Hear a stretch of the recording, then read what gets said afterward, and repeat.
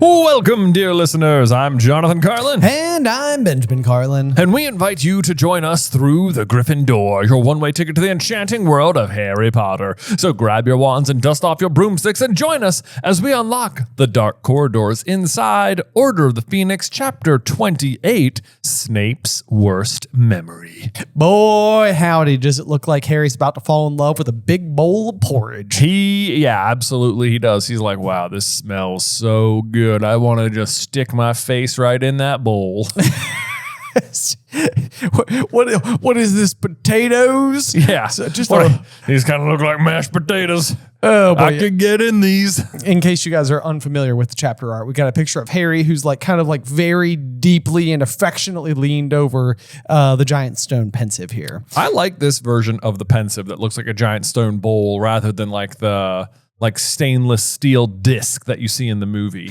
I feel like they only do that for Deathly Hallows. I feel like it doesn't look like that. Does it look like that in Goblet of Fire? Like the first glance at it, like when Dumbledore, there's a really good shot of Dumbledore holding the Elder Wand over the Pensieve. Right, you're right. In Goblet. Because he does, in the movie, does he like go open the cupboard and stuff? It seems like he does. Yeah. It seems like no, because they don't even do the trials, do they? They do. Well, they do. They do. Yes, I'm sorry. They do Karkaroff's. And then, Barty Crouch Junior. So fruity and unctuous. Exactly the words I would have used to describe what's going on there. But no, I totally agree with you. I really dislike the metallic nature of it. It floats and it's like thin. It's like, it's supposed to be like an ancient thing, and it looks like futuristic. Yeah, yeah, exactly. Right.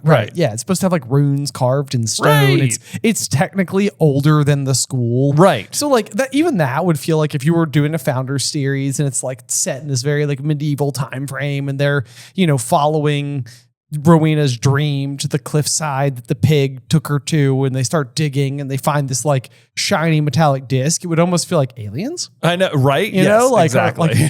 Star Trek? What's going on? What's going on here? Yeah. What's this shiny reflective mirror thing you found? Yeah.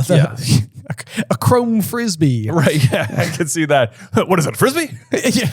Sal, go long. Go longer. Do not throw that. I was going to catch it. I was going to catch it between my legs. I feel like Hal going back. I kind of wanted to see it. I wanted to see it. Rowena, just once. One throw? One throw. One throw. I mean, Sal ran pretty far. Yeah. He's all the way over there anyway. It's across the lake. Was that a tentacle? Yeah.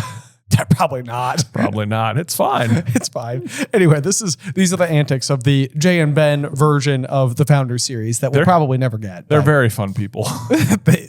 Their friendship has to be like the subject of deepest envy. It has to be the core of the show. Like, you have to want to be their friends, not just be like, oh yeah, they're probably old pals from a long time ago, but now we're joining them at a time when things are starting to crack. No.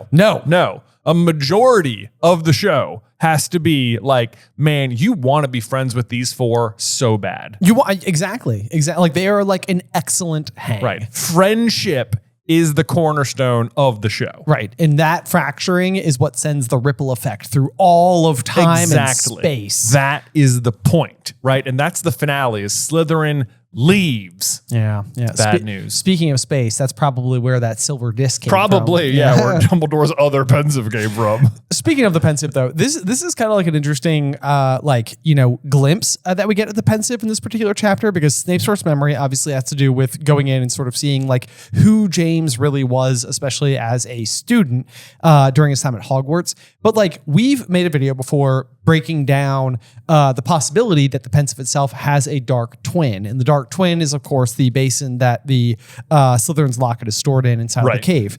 And one of them is supposed to like reveal memories. The other one makes you like relive your worst memories. But obviously the sheer irony of that is that this is the Pensieve showing Snape's worst memory. So it's like a much more like, I think of the Pensieve as like a positive artifact in general, like not like this like dangerous dark thing, but in this chapter it's doing like a kind of a darker role. Yeah, it absolutely it is.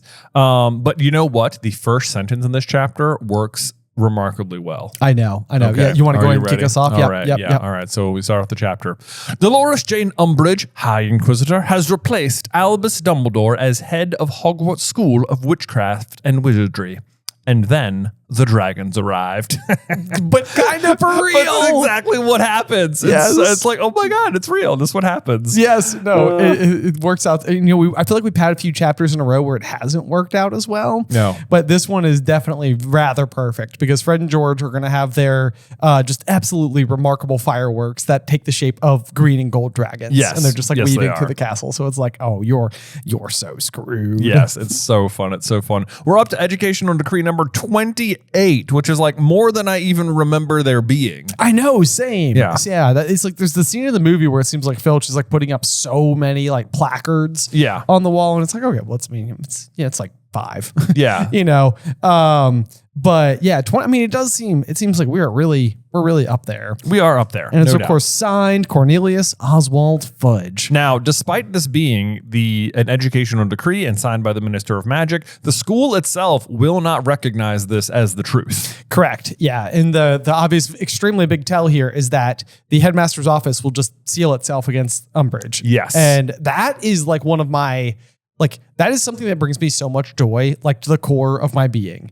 It's like this idea of like good will not let corruption corrupt. Right. At least not fully and completely. Right. It's like as much like the ministry only has as much control as people agree that it has. And Hogwarts, like the ministry, because Hogwarts is in the like geographic location that the ministry presides over, Right. they technically like they like govern the citizens who go to that school. But as much as they want to believe it, they do not actually control the school. They can say they do, Right. but the school has its own say in the matter. And the school says, no, you don't. Right. It is allowed of its own accord to just simply fight back. It is so fun. It's like it has a mind of its own, almost like if you signed an educational decree and then the dragon showed up to be like, but nah, I see what you did there. because Hogwarts is a dragon, Hogwarts y'all. is a dragon. Hogwarts is a dragon. It's an oldie but a goodie. It's an oldie but a goodie. It honestly, it really is like one of my favorite theories that we've made all of the full length of time that we've been in Order of the Phoenix, not Order of the Phoenix, in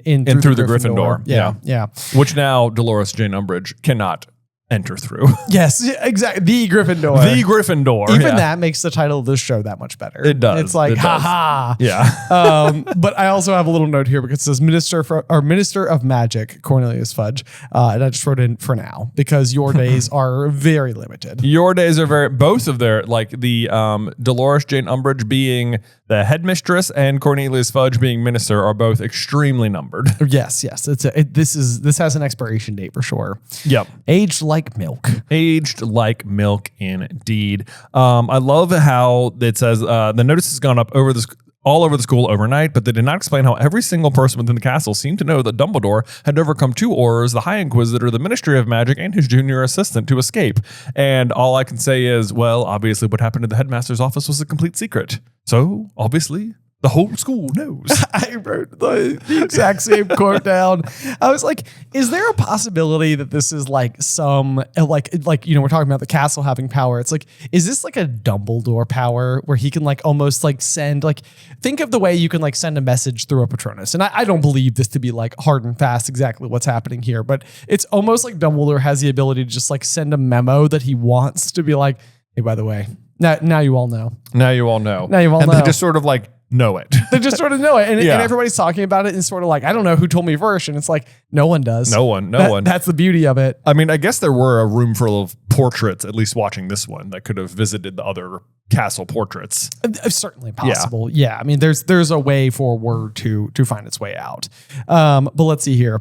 Harry went within the castle the next day. The sole topic of the conversation was Dumbledore's flight. And though some of the details might have gone awry in the retelling, Harry overheard one second-year girl assuring another that Fudge was now lying in St. Mungo's with a pumpkin for a head. If only. I know, right? I wrote in like basically no change. No change. Yeah. That's kind of how his just resting disposition is. Yeah. It was surprising how accurate the rest of their information actually was. Yeah, right. But of course, no one can ask Marietta because she's now in the hospital wing, which means everyone has to ask Harry what happened because some things never change. Some things stay the same. Yep. Dumbledore will be back before long, said Ernie Macmillan. Confidently. Yes. Confidently. They couldn't keep him away in our second year, and they won't be able to do it this time. The Fat Friar told me. And then he drops his voice to a conspiratorially low level so that only Harry, Ron, and Hermione could hear him. That Umbridge tried to get back into the office last night, and after they searched the castle and the grounds for him, couldn't get past the gargoyle. The head's office has sealed itself against her. Love it. I know, yeah. Apparently she had a right little tantrum. It's like, haha. I bet she did. And of course, Hermione is like, oh, I bet she did. Lording it. She would have loved that. Lording it over all the teachers, the stupid, puffed up, power, crazy old. But then comes the Inquisitorial Squad, which is now in full force. So really what you've got here is like, instead of the Order of the Phoenix versus the Death Eaters, you have like the mini versions of both of them now.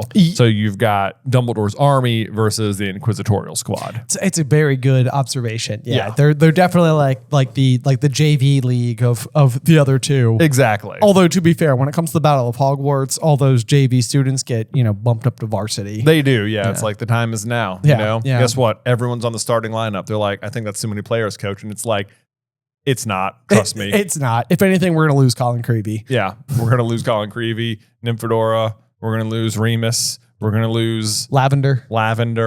She's going down to a werewolf. Ugh. I mean. Now what you wanted to see. Fred. Oh, Fred. That's the one that hurts. That's the one that hurts. Yeah. That was bad. Yeah. But yeah, so right away though, Malfoy's going to take points away from Gryffindor and Hufflepuff, to which Ernie, who is a prefect for Hufflepuff House, is like, you can't take points away from fellow prefects, Malfoy. Like, and it's like the kind of thing where you're like, he would know. Yeah. He would know. Yeah. And he's like, I know prefects can't dock points from one another, but members of the Inquisitorial Squad. And Hermione's like, the what? Yeah. The Inquisitorial Squad, Granger, said Malfoy. A tiny silver eye upon his robes just beneath his prefix badge. Boy, Hogwarts loves a good badge. They really do. I mean, they are expressing a lot via badge. This is almost like world before social media. I feel like badges were so much more important. Right. It was like, I got to wear my opinions on my chest. People need to know who I am affiliated with. And the only way they'll know that is if I wear a badge. Exactly. Yeah. So now I've got my prefect badge, my Inquisitorial badge, my Cedric Diggory is the true Hogwarts champion badge. I don't know, what else does Draco have? I feel like he wears a lot. He's a big badge maker. He's a big badge maker. I am thoroughly convinced that he has like one of those like button presses, just like a standard. Oh, absolutely. Standard issue Muggle button press. He's got his Weasley as our king badge. Yeah. And by the way, I think he's wearing at least all 4 of those at all times. Oh, I definitely think so. He's still rocking the Cedric Diggory buttons. It's because when you press it says Potter stinks. Exactly. He's just like, hold on, check this out. Still got it, Potter. And everyone's like, Draco, that joke is so dead. Yes, that was so good. Oh, man. Okay, let's see here. But then we get further explanation about the Inquisitorial Squad, which is that they're a select group of students who are supportive of the Ministry of Magic, handpicked by Professor Umbridge. Supportive of the Ministry of Magic, which of course has nothing to do with the school, so there you go. And they all just happen to be Slytherins, wouldn't you know? Wouldn't you know? I mean, it feels like that almost all but guarantees Umbridge just is a Slytherin. I guess we know that anyway. Yeah, that's canonical. So. Yeah, okay. But yeah, so he goes through and he deducts 5 points from Granger, 5 points from Macmillan, 5 points from Harry because he doesn't like him, 5 points from Ron because his shirt is untucked, and then he says, oh yeah, I forgot, you're Mudblood Granger, so 10 for that. Oh, and so gross. It's like, dude, that can't be legal. Can't be legal. That can't be. Like, I know. Also, though, who even cares about the house points anymore? No one. Literally right? No one. Yes. Yeah. It's like we are absolutely at the point where it's like that is in our rear view mirror. It used to be important. Who cares? Yep. Doesn't matter anymore. Right. We have bigger fish to fry. Yeah. And then Malfoy says, wise move, Granger. New head, new times. But what he really means is Voldemort, not even Umbridge, I think, when he says this. Right. Yeah. Be good now, Potty, Weasel King. Check the badge. But yeah, then Ernie, who I feel like maybe is still invested in the house championship, is like, he was bluffing. He can't be allowed to dock points. That would be ridiculous. It would completely undermine the prefix system. Oh, do you think? It's like, yeah, obviously. Ernie. It would basically undermine the entire point system if you want to zoom out a little further. Right, yeah. It's like, get there faster. Yeah. Get there faster. Yeah. But yeah, so Gryffindor and Ravenclaw had been neck and neck, but they look over at the hourglasses, and sure enough, some of the ruby stones are flying back upwards. Yep. The only glass that seemed unchanged was the emerald-filled one of Slytherin, which is just shocking. Yeah. Shocking. Yeah, who knew? Yeah. They're like, this is just payback for year one when Dumbledore really cooked the books. Yeah, I know, right?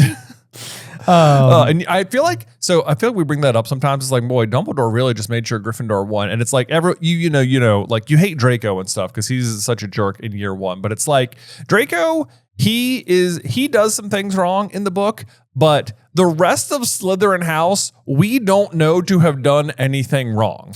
You know, like not really, at least. Yeah. I mean, Marcus Flint seems kind of like a jerk in Quidditch, but that's about it. Right. Yeah. But it's like, that doesn't mean, you know, like they still win the Quidditch match. It's like I don't know, even in the movie, it's like he hits Oliver Wood with the bludger, and it's like, well, that's not against the rules, you know? Right. Like it looks bad, especially the way it's depicted, but it's sort of like, that would be like being mad at somebody in football for tackling the other person. It's like, that is, I mean, it is the sport. Right. You know? Yeah. It's like they did, like, I feel, you know, and you could say like, oh yeah, but like Harry and Hermione and Neville all lost like 50 points that one night, you know, that so they're really just sort of making up for that. It's like, yeah, but like also they were out of bed, you know. I mean, per the rules, they broke the rules. Per the rules, they broke the rules, and really, that's Hagrid's fault, not Slytherin's fault. You know, it's not. This isn't when Malfoy tricked them out of bed. Right, that's true. Yeah. For the midnight duel, you're right. Yeah, that's a good point. So it's like, I mean, I guess they get those points back, and if they get those points back, then they're still just tied with Slytherin. But it's like Slytherin house didn't actually do anything wrong in year one, and Dumbledore is just like, too bad, Harry's my favorite. Well, I mean, that being said, it's also, I mean, as much as Slytherin didn't do anything wrong, it's not like the Gryffindors didn't do anything extraordinary either. That's true. Like, I mean, true. So I do think that points could be allocated. It's just probably what really comes down to it is like the 50-50, 60-10 of it all, which is like you know, it does feel like you could have just done Harry, Ron, and Hermione each 50 and like left it at that and been like, wow, it was really close. Right. It does also seem like maybe the timing is the jerk move. Maybe like, that's it too. He waits until the hall is decorated in Slytherin colors and everyone's sitting down. Right. Yeah. It's like you walk in and you're like, we did it. We did. What? What's this now? No. Come again for Big Fudge? Right. Like maybe if you did it beforehand, it would have been like, man, I guess that's fair, you know? Right. Yeah.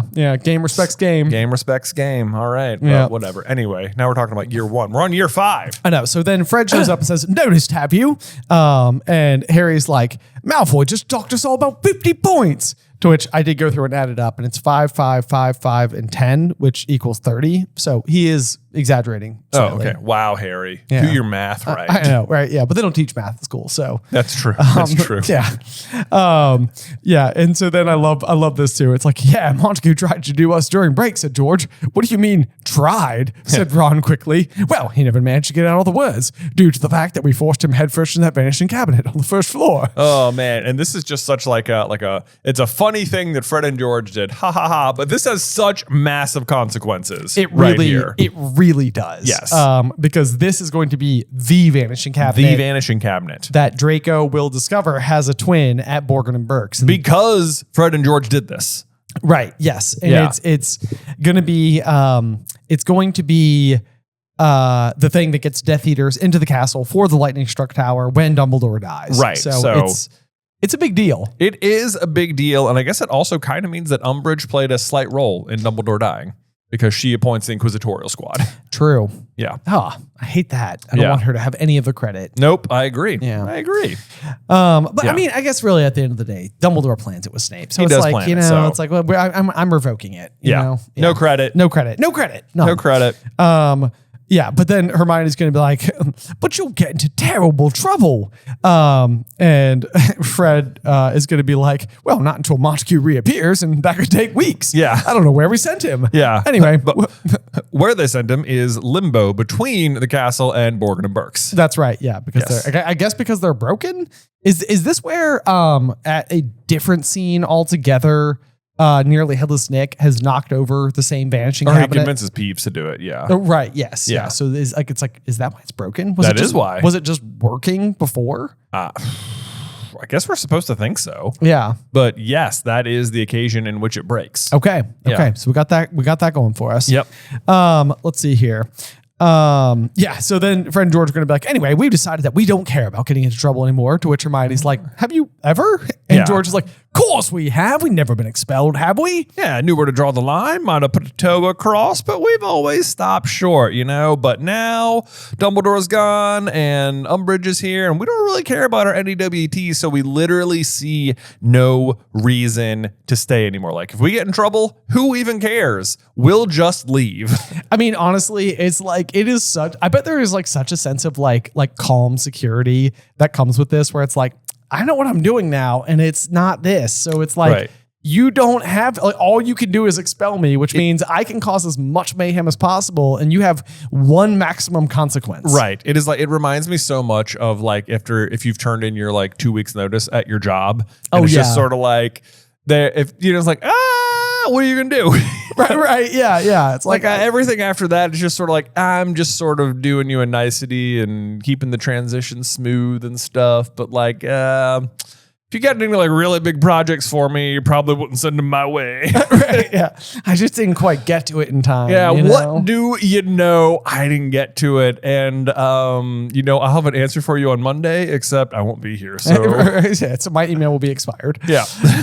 Anyway, but yeah, so then Fred is sort of gonna be like, well, we don't care about staying anymore. We'd walk out right now. We weren't determined to do our bit for Dumbledore first. Yes. So anyway, phase 1 is about to begin. I'd get in the Great Hall for lunch if I were you. That way the teachers will see you can't have anything to do with it. Yeah, so we're going to see what happens there in a minute.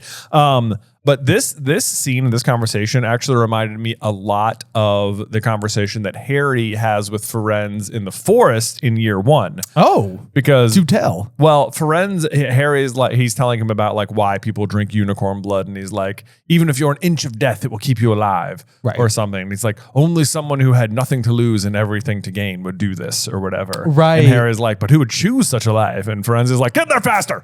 Can you think of no one? But that's basically the position Fred and George are in. They got nothing to lose and everything to gain. It's true. But they are not resorting to unicorn blood. Exactly. Exactly. Instead, they're resorting to giant green and gold dragons. Yes, they are, and it is so fun. It is so fun. fun. Really good. It's really good. Phase 1. It's an excellent start. Phase 1, and then Hermione's like, "Yeah, I think maybe we need to leave." Right, just in case. Just in case. And Ron's like, yeah, all right, yeah. But then, sure enough, right as they're saying this, before anything has really even started, Filch is going to come rushing up to them and be like, the headmistress would like to see you, Potter. I like how it says Filch was best viewed at a distance. Yeah, right. It's like just a good little, like, the narrator. whoa. The narrator's just throwing a little like jab. Right? Yeah, just like, now, in case you were wondering, Harry took a step back, and I'll speak up for him. That's Filch, not a great up close. Not a great up close. Put away that macro lens, Yep. Yeah, and Harry's like, I didn't do it. Yeah, just immediately like, I don't know what you're talking about. I don't know what you're talking about. Guilty conscience, eh? Follow me. Yeah. So Filch is in a really good mood because Umbridge is going to be making lots of changes around here, which he tells Harry, things are changing around here, Potter. And Harry's like, yeah, duh. But he's like saying that he's going to be able to, after Educational Decree 29 comes in, he'll be allowed to hang people by their ankles in his office, which is pretty terrible. Yeah, and also, if you drop stink pellets, he would now have the power to whip you raw. Yeah. So not really great things here. But because especially like these are punishments that do not fit the crime. And I think it's funny. He also says, and she's asked the minister to sign an order for the expulsion of Peeves. So this is another great example of the castle not caring, right? It's like, you can sign that paper all you want, but Peeves isn't going anywhere. This makes zero difference. The ministry has no power to get rid of Peeves. In fact, efforts have been made to get rid of him before. They do not work. That's literally what I wrote. I was like, that won't work. It's like, he's not going anywhere. You're not getting rid of Peeves. Right. He's going to have the same opinion. He's like, oh, do you have a piece of paper that says I have to leave? Oh, right, exactly. What I do think is kind of funny here, though, is that we just finished a video that we were working on for Super Carlin Brothers talking about like, and it's more just like a thinker than it is like a true blue, like, oh my gosh, this fits in every single way. But the idea is that Umbridge is like either all of Great Britain's or at least the Ministry of Magic's poltergeist. Right, yeah. And so like if Filch is to Peeves, then like Umbridge is to Filch, but on like a larger scale. So right. instead of just the single dwelling, it's almost as if like Umbridge has been like manifested by like sort of the corrupt government. Right. You know, in a way. So right. It's kind of funny though that we've got Filch who's feeling super powered by the actions of Umbridge. And part of those actions is to eradicate Peeves. Right. So, you know, if you got three poltergeist-like situations going on, right. You know, one's gaining power and the other is, in theory, losing power, although that just won't happen. That is not true because, you know, there's a balancing scale here.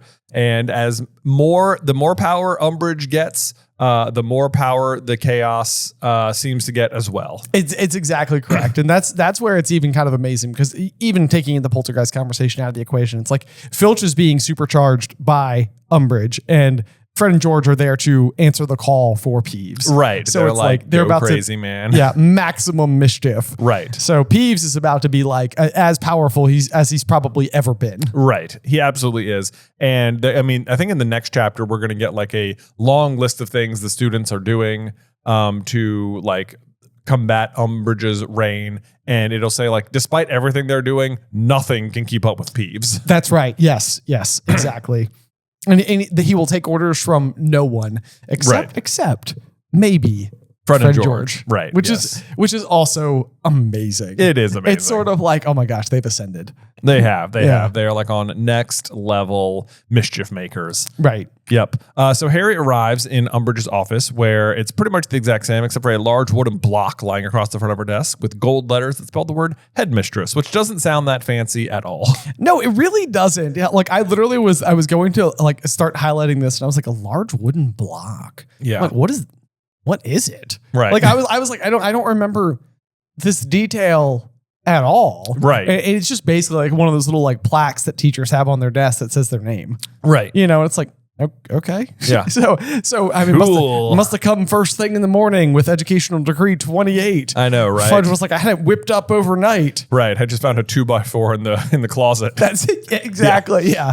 Headmistress. I found a piece of wood. Right. Enjoy. There you go. Now it's official, I guess, since the actual office won't let you in. Yep. And then we get a little mention of Fred, George's, and Harry's broomsticks, which are now chained and padlocked to a stout iron peg in the wall behind the desk. Which is interesting because he's had the tension in there since he's lost the firebolt, and he's only just noticing these now, which basically means that since Dumbledore left, she was like, now I can proudly display these brooms. It's true. Yeah, you're right. Because it's like it's been kind of a minute. Like there's been Quidditch matches. Like Ginny stepped in for Harry in the great like caught the snitch a little too early. Right. You know, situation. Yes. So you're right. Yeah. It's like we've been here. Yeah. Why have we not seen him before now? Right. She's like, now I feel safe to do it. Right. Because Dumbledore's not here. But in the meantime, he's watching the foul kittens and she is serving him tea. Because what she's going to be trying to do is sneakily, and by sneakily, I mean super duper frickin' obviously, serve him Veritaserum. Yes, yeah. And this is like one of those where it's like, you just immediately like, do not drink anything that woman gives you. Yeah. Do not, you know. And I mean, Harry normally has pretty good instincts. And sure enough, they do kick in before too long. Right. Because like Umbridge is going to keep nudging him. Like she's going to insist he take a drink and Harry's going to be like, fine, tea. And then she's like, there, drink it before it gets cold, won't you? Made quite a performance of adding milk with her back to him. Yeah. Right, yes. Yeah. Clearly putting something in there, which just means she's actively drugging her students, you know? Completely unacceptable. Completely unacceptable. In fact, I feel like it doesn't need to be said. You just can't do that. Yeah, you can't do that. Right. Yeah. Yeah. She's like roofying the students is what she's doing. That's right. Yeah. Effectively. Yes, exactly. Yeah. And Truthing, you know? Truthing. Yeah. Nice. It just occurred to Harry what Mad-Eye would say if he ever heard that Harry had drunk anything offered by a known enemy. It's a good throwback to Mad-Eye because Mad-Eye, of course, drinks from a hip flask. Yes. So he doesn't even drink drinks from a known friend either. Right. Yeah. He's like, I don't think so. Only myself is who I can trust. Right. But what's funny is that Harry does a good enough job faking it that Umbridge is like forced to, and she believes that Harry has drank it. So she gets frustrated when he can't answer the questions, but in her mind, it's because he must actually not know. Correct. Not because he's like getting one over on her. She's like, I have been so unbelievably sly and gotten him to drink the truth potion. So now he must be telling me the truth, which means he must actually not know. Right. Yeah. So she immediately, question number one is gonna be like, good, very good. Now then, where is Albus Dumbledore? No idea. No idea, said Harry promptly. And then she's like, drink up. Now, Mr. Potter, let us not play childish games. I know you know where he has gone. And it's like the reality of the situation is like, I don't know. Yeah, he actually doesn't know this. And she's like, you and Dumbledore have been in this together from the beginning. Consider your position, Mr. Potter. And it's like, if anything, Dumbledore has not spoken to Harry all year. I know, right? He's actually not talking to him at all. He's like, I don't know where he is. Yeah. Yeah. It's like, it's just true. Right. And Umbridge is like, okay, all right. Fair enough. I guess you must not know. In that case, tell me the whereabouts of Sirius Black. And this Harry does know. Right. Yes. Yes. But is it not the case? And I was trying to remember this, just rough details here, but like, is it not the case that even Truth Serum cannot get somebody who doesn't want to reveal a Fidelius location? Like, it won't work. Well, it doesn't matter because Dumbledore is still alive. So the Secret Keeper is still intact. Okay. Right. So even if he drank the potion, it wouldn't matter. So far, he'd still be 2 for 2. Okay, that is exactly what I mean. So it's like, this is a situation where it's like he does know, but either way, he couldn't tell her. Right. So okay. So I'm glad we had that right. Yeah. So I don't know. He said a little too quickly, Mr. Potter, let me remind you that it was I who almost caught the criminal Black in the Gryffindor fire in October. I know perfectly well it was you he was meeting, and if I had any proof, neither of you would be at large today. I promise you. Would be at large, meaning she considers Harry a criminal. Exactly, yeah. So she asks again, where is Sirius Black?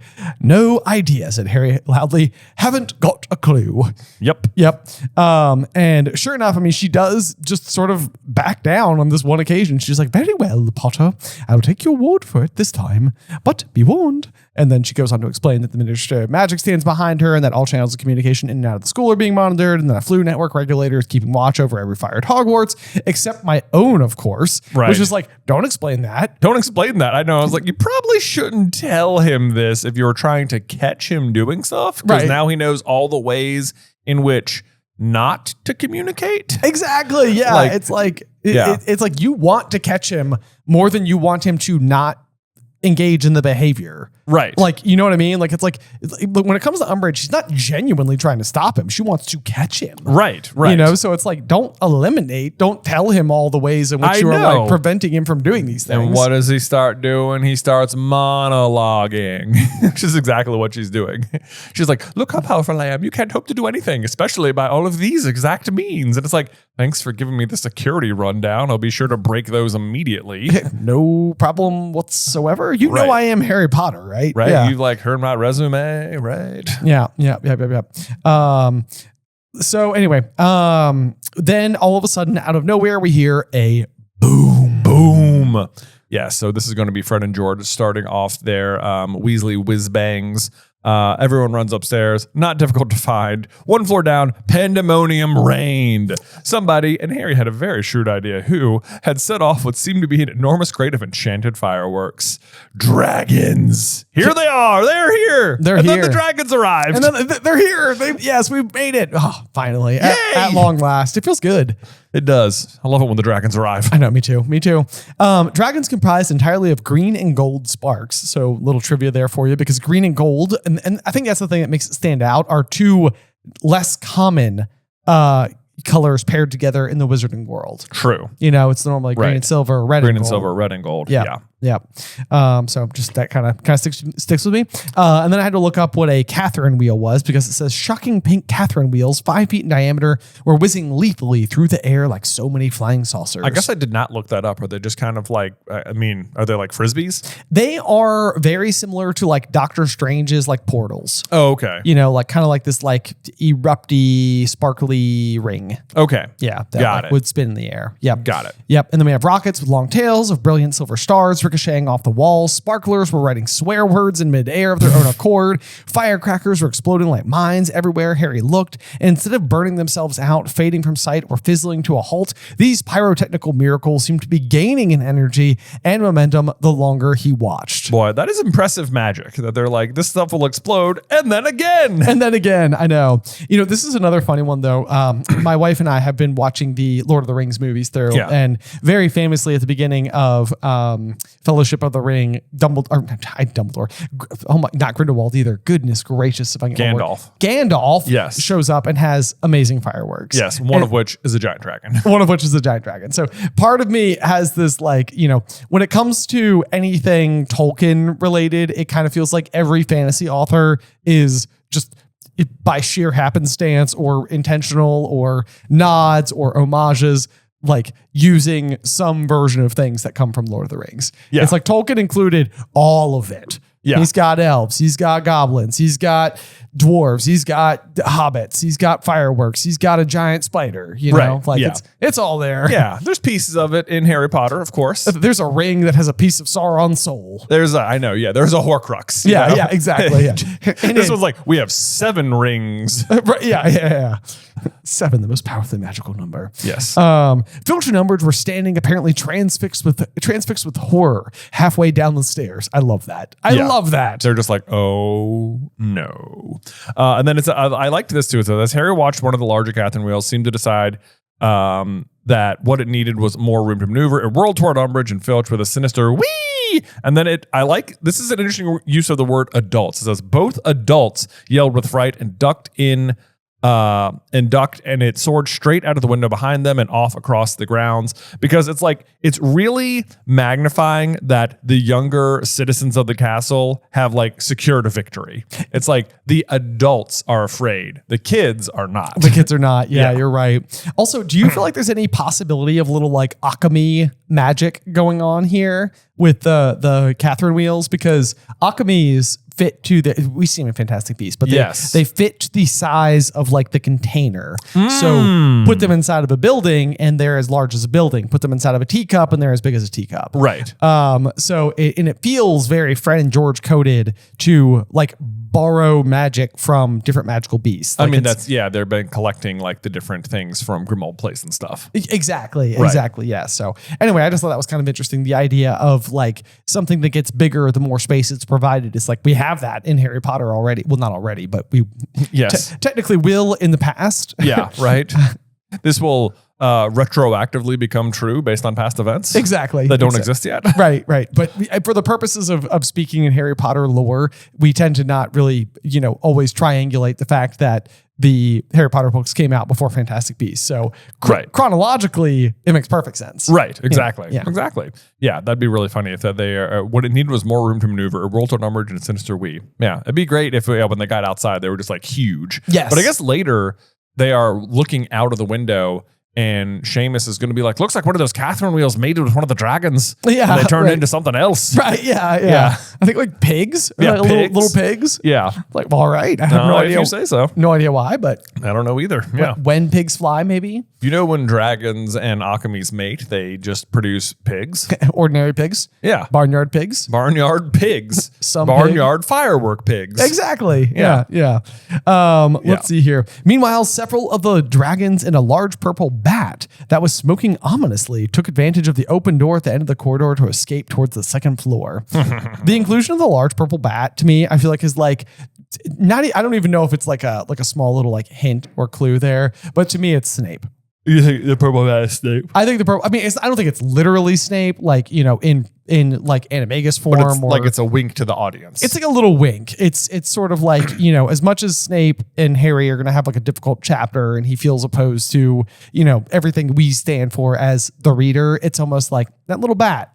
Yeah. He's also fighting. He's there. Yeah. He's there amidst it. Honestly, if you want to take the dragons, like the colors on the dragons a little more like symbolically, the green and gold must have to be Harry, because of course Harry is always associated with gold, but then he has like the tiny bit of Voldemort's soul in him. That's true. Which could be the green. The green. Okay, Yeah. so maybe these dragons are just are Harry's like will. Right. Yeah. You know? They're like the embodiment of Harry's like resentment towards Umbridge or Okay. Yeah. And I mean, and Harry also like fought a dragon. He saves a dragon. You know, he escapes on a dragon. right? Yeah. Yeah. So Harry Yeah. is heavily dragon and gold coated. Right. Yes. Yeah. There you go. We've seen it. Right. And And then I love how Umbridge is like, "Don't stun them, Filch," and he's like, "Rot you all, headmistress." But of course, he can't do magic at all, so that's a completely pointless thing for him to do. Instead, he pulls out a broom, which I always find it funny that they have like regular old cleaning brooms and like non-flying brooms at all.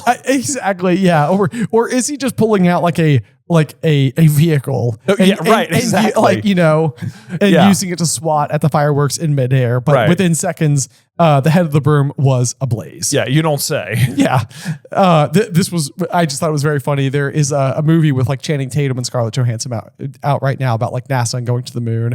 And there's this like the scene at the very beginning where they're trying to detect this like invisible gas. And what Channing Tatum does to go in and check for it is use a broom and like hold it over all these like tanks to see like if it like lights on fire. And sure enough, it does. Oh, wow. And so then he like walks out with like the flaming broomstick and he's like, from now on, the protocol is the broomstick method. Yeah. And they're like, we're going to need more brooms. We're going to need more brooms. Yep. So that's what I thought of when I saw that. I was like, the broomstick method. That's funny. It never works. Anyway, Harry exits the scene going through a concealed tapestry or a corridor behind a concealed tapestry where he finds Fred and George hiding behind it, listening to Umbridge and Filch yells, quaking with suppressed mirth. And he is very impressed with Fred and George. He absolutely is. He's like, impressive, very impressive. You'll put Dr. Filibuster out of business, no problem. Yep. Yeah. And George is like, cheers. Yeah. Yep. I hope she tries vanishing them next. They multiply by 10 every time you try. Right. And I'm just like, incredible. Incredible. Sounds extremely complicated. And I love that it's like a baked in like booby trap. Like they didn't light them and then just vanish them themselves to make 10. They're like, no. We'll make it manageable. We want the extra layer of failure baked in. Right. Yes. Yeah. It's like, we know what you're going to try. We know what you're going to do, right? And it's not going to work. It's going to make it worse. Yes. But then you also, it's like speaking of like the adult situation, it's not just the adults who are standing up to Umbridge here, because the other teachers did not seem to mind them very much. Dear, said Professor McGonagall, Miss Brown, would you mind running along to the headmistress and informing her that we have an escaped firework in our classroom? It's like, this is great. Oh, it is so great. They're just like, well, guess we have to call for your help now. Don't know if I have the authority to get rid of it. So. I don't know what to do is the problem. Right. I'm a little too afraid to do anything for reasons that I can't imagine. Right. But all the while, there's a piece of me. It's like, as smart as Fred and George are, this is where I'm like, McGonagall, Flitwick, and Sprout know how to get rid of all of them. Absolutely. Yeah. Like there's no doubt they could just do it. Yes, of course. Yeah. So this means that Umbridge spends her entire first afternoon as headmistress running all over the school, answering the summons of the other teachers. Yep. Harry saw with immense satisfaction a disheveled and soot-blackened Umbridge tottering sweaty face from Professor Flitwick's classroom. I could have gotten rid of the sparklers myself, of course, but I wasn't sure whether I had the authority. Oh, the sass from Flitwick. Got her. Got her. Oh my gosh. Even Hermione is impressed. They were wonderful fireworks, she said admiringly. Oh, well, thanks, George. We got a little bit of like Jormione going on. Jormione? Yeah. No. Weasley's wildfire whiz bangs. Only thing is, we used our whole stock. That feels like poor foresight. To me. I mean, save like a prototype of them, maybe a couple, just like a handful, just in case. Right. But they said, we're gonna have to start from scratch now. And Fred's like, it was worth it though. And I mean, sure enough, this is fantastic marketing, especially at the prices they're selling these things at, because it's 5 galleons for your basic blaze box and 20 for the deflagration. Deflagration? Yeah. I was like, man, I don't even know if I know that word. Yeah, deflagration deluxe. Yeah, and I was like, 20, like cost more than 2 wands. Yeah, by like almost 3 wands. Yeah. Or I even think of like the omnioculars, and it's right. like, that to me, it's like feels like, I don't know, like a really state of the art piece of wizarding tech. Right. It's like that's like a very expensive thing you might buy was the omnioculars. Right. And it's like, here's 20. It's like, no wonder they're rolling in it. I know. I mean, how many fireworks do you think come with it? I guess if they can multiply them by 10 just by being like, all right, well, we finished this one, 10. Right. Yeah. It feels like you get to, like some type of like outdoor festival or whatever. And it's like, all right, do we have our disappearing spells ready? I know, right? Our vanishing spells. Yeah. The next Quidditch World Cup's going to look a lot different. That's right. Yeah. Very, very bright, very sparkly. Very bright and sparkly. Yeah. All over the place. Yep. But it has put Hermione in such a good mood that she's like, why do we have a night off? And everyone's like, excuse me? Are you okay? Yeah. What have you done with Hermione? Yeah. Yeah. Because she's feeling a bit rebellious. Yes. Which it's so great. You'll love it. There's the scene in the movie where she's walking on the bridge and she's like, it's kind of exciting, isn't it? Breaking the rules. It's like, so great to see Hermione saying I know. Yeah. It's such character growth from the like, oh, worse, expelled comment. Yeah. Way back in the beginning. But then, Harry goes up and he's getting in bed. He's yawning. There's the fireworks still like passing, by the window, whatever. They look like sparkling clouds. We turn onto his side, wondering how Umbridge was feeling about her first day in Dumbledore's job. Smiling to himself, he closed his eyes.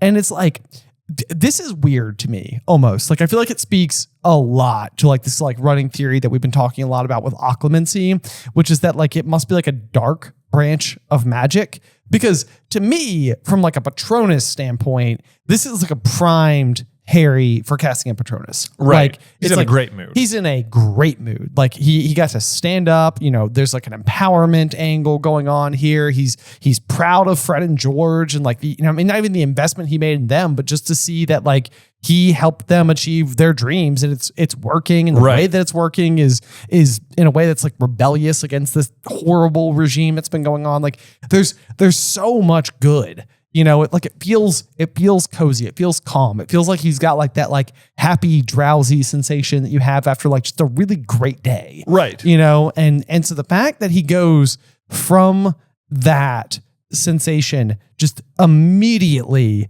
into his dream about the Department of Mysteries and, speeding towards that plain black door, like, let it open. And it does. And he placed his hand upon an identical door and it swung inward. And now he was in a long rectangular room full of odd mechanical clicking. What room is this?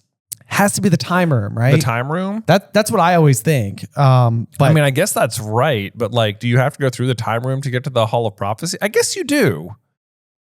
Is that how it works? We might have to keep I guess prophecy is like a form of time. Time is certainly involved. Right? I feel like they exit the Hall of Prophecy and like enter the time room, don't they? Maybe that's it. Yeah. So maybe they end up going through like a different set of doors to get there or something. Like they enter and exit. Everything spins. So it's like, I know. Feels kind of like anything's possible. Right. I guess that's possible. I guess I thought you went through one door and you were straight into the Hall of Prophecy, but maybe it's like through the time room and then you're in the Hall of Prophecy. Could be. It's interesting how Voldemort must be getting these images into his own brain. But what my guess is that he has been using legitimacy on Avery and like to see what the inside of it looks like. I can see that. As a result, now he has a good image of what it looks like and is dwelling on like doing it. And now because he can see it, Harry can see it. It almost mandates that that's true. Right. It's like there's like an Inception level event going on here where it's like he is taking memories from someone else, digesting them himself, and then implanting them into another person. So he's like, he's implanting memories into Harry that don't even come from Voldemort. They come from another party. Right. And I think that's true because it seems like the idea of Voldemort going to the Hall of Prophecy himself, it's like, for one, if you went, just get it. Just get it. Right. This level of like reconnaissance is ridiculous. Right. So what he's trying to do is trick Harry into into going. Right. That's the real objective. So yes. Yeah, I think I totally agree with that assessment. I think Right. that's precisely what's going on. Okay. But then we finally get an explanation as to kind of like what's in there. So it's like rows and rows of towering shelves, each laden with small, dusty spun glass spheres. Bam. Now Harry's heart was beating fast with excitement. He knew where to go. He ran forward, but his footsteps made no noise in the enormous deserted room.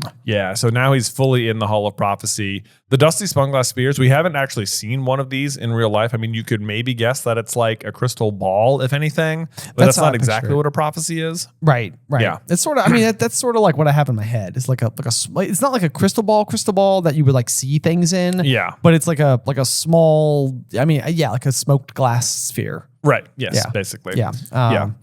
So I actually really like the depiction of this. It's always been like a prop that I find to be cool. Oh, the prophecy is a very cool prop. Yeah, For sure. yeah. A prophecy. Prophecy. Prophecy. Prophecy. They almost certainly made that joke on set. You think right? so? I mean, they Yeah. had to have. This is my prophecy. It feels like a designer is like, this is pretty good, right? And then like Pretty the production assistant or whatever who takes it is sort of like, yeah, it's fine. Hilarious. Okay. Good one.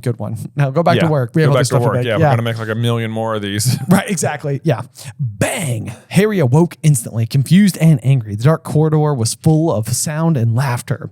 Cool, said Seamus, who was silhouetted against the window. Yeah, and what's happened here is the flying pig. Yes, yeah. I think one of those Catherine wheels hit a rocket. It's like they made it. Come and see. Yeah. And yeah, so sure enough, it says glittering pink and silver winged piglets were now soaring past the windows of Gryffindor Tower. You know how when a Catherine wheel loves a rocket, Right. and they make pigs? Yes. Right. Sure. Yeah, that's What? how it happens. Why not? Right. But anyway, the piglets, that is a great trivia question. Right. Like when these two things collide, what do they make? Right. And it's sort of like, I don't even know what I would guess because I'm like, I'm sure I wouldn't think piglets. Right. But you would now. Yeah. Now we won't forget. Well, I'm going to try not to. I'm going to try not to. Right. All right. Yes. Glittering pink and silver winged piglets. I love it. There we go. All right, we got it. In any case, Harry spends the whole the next day dreading what Snape's going to say if he found out how much further into the Department of Mysteries he had penetrated during his last dream. And with a surge of guilt, he realized he has not practiced occlumency since Dumbledore had left, which is kind of saying something because it's literally the last thing Dumbledore says to him. He's like, "Do it, Harry. Occlumency." I know. It's like, it seems like Dumbledore knows exactly like what Voldemort's up to and the likelihood that he's going to use exactly what's going on to lure Harry away, which is what happens. Yep. But like, this is where I keep coming back to the same sentiment where I'm just like, Dumbledore can't possibly think that someone like Harry would perform occlumency. Like it goes against his very nature. It goes against the things that makes Harry great. I know. It really does. It does. And it just seems like, don't tell him to practice occlumency. Be like, Voldemort is going to try to lure you to the Hall of Prophecy in the Department of Mysteries at the Ministry of Magic. Do not go under any circumstances. Right. Yes. Like, it's like say that. Be more clear. Right. Yeah. You don't have to tell him what the prophecy is. You know? Right. Yeah. Right. Yeah. Well, why'd you have to make it so odd? Right. Yeah. Yeah. Anyway, he's all worried about that. And Cho comes hurrying up to him. And it seems like this starts out okay. She's basically trying to apologize on behalf of Marietta. I think Cho is feeling a little bit of guilt, like, oh, it's kind of my fault for bringing her. Right. Yes. I invited the person who ultimately ended up, snitching on us. And yeah, so sure enough, she's kind of like checking in on Harry. Like, Umbridge hasn't been asking you about the DA, has she? Or no, I guess that's actually Harry asking that. Cho. Yeah. Oh no, said Cho hurriedly. No, it was only, I just want to say, Harry, I never dreamed Marietta would tell. Yeah. And Harry is sort of like, I guess he's got his hackles up because he's like nervous. There's like all this other stuff going on, but he's like, yeah, well, when he's sort of like thinking to himself, like, Cho probably could have picked her friends just like a little bit better. Like Ron and Hermione would never. And then Cho would be like, what are we talking about Hermione for, huh? Yeah. Yeah, exactly. Which is basically exactly what happens. Yeah. But basically, Cho, what she wants to say is like, how she wants it to go is, Harry, I never dreamed Marietta would tell. And all Harry has to say is, no, I know you didn't intend for this to happen. Like, I don't blame you. That's all Cho really wants to hear from Harry to like assuage her guilt. Instead, he's like, yeah, well, it's pretty much your fault. yeah, exactly. Yep. Because she's like, Cho's gonna be like, well, she's a really lovely person. I mean, she just made a mistake. Yeah. And Harry's like, a lovely person who made a mistake. She sold us all out, including you. Yeah. Like, well, we got away, didn't we? Yeah, but Dumbledore's gone. Right. Yeah, exactly. And then right away though, it's almost as it sometimes feels like it is like in like relationships. It's sort of like the old fight that never got like fully resolved. It's like just bubbling right there beneath the surface. Right. And so right away, Cho's like, that was a really horrible trick of Hermione Granger's. She should have told us she'd jinxed that list. And Harry's like, I think it was a brilliant idea. It was brilliant. Yeah, it's like brilliant, I say. Yeah, now we're back on Hermione again. This was exactly the problem last time. Oh yes, I forgot. Of course, it was darling Hermione's idea. Yeah. And Harry's like, don't start crying, which is something you should just never say. Yeah, I mean, there's literally no applicable, uses. Yeah. For that sentiment. I wasn't going to. And it's like, Yeah, well, good. I've got enough to cope with at the moment. Oh God, Harry. I'm just like, overall, pretty poor exchange. Pretty bad exchange with your girlfriend. I feel like you guys need to have the talk. You know, You do. define the relationship, Harry. Precisely. Yep. Yeah. So, and then she's like, go and cope with it then. And it's just like, oh gosh, this is terrible. Especially when Harry's about to go to lessons. It's just sort of with Snape in particular. It's like, oh no, he is not going to walk in there with a clear head at all. No, he is not. He is instead fuming, and he is like even aware. He's like, this is not going to go good. I'm not going to be able to clear my mind at all. All I'm thinking about is Cho, and it's bad. And he meets Snape's like, so have you been practicing? And he's like, yes, I have. And he's like, well, I doubt it. He's like, we're going to find out soon, aren't we? Yeah. And this is another one of those situations where it's like, especially right now, it feels like the practice of, performing legitimacy is more like intentional with like a wand and a spell and everything. But like, this is the kind of thing where like in my head, Snape is like, so have you been practicing? And Harry's like, yes. And Snape's like, no. He hears the no inside of his head. Right. He's just like already doing it. Exactly. He's like, yeah, you're not. I'm already doing it. You're lying. Right. But then we get the 1, 2, and then Snape's office door banged open and Draco Malfoy sped in. Of course he did. Professor Snape said, oh, sorry. Yeah, it's all right, Draco. Potter is here for a little remedial potions. Yeah. And Harry had not seen Malfoy look so gleeful since Umbridge had turned up to inspect Hagrid. Oh, gosh. Yes, of course, Draco has to get this news somehow eventually. But he's there to deliver a message that they have found Montague. He's turned up jammed inside a toilet on the 4th floor.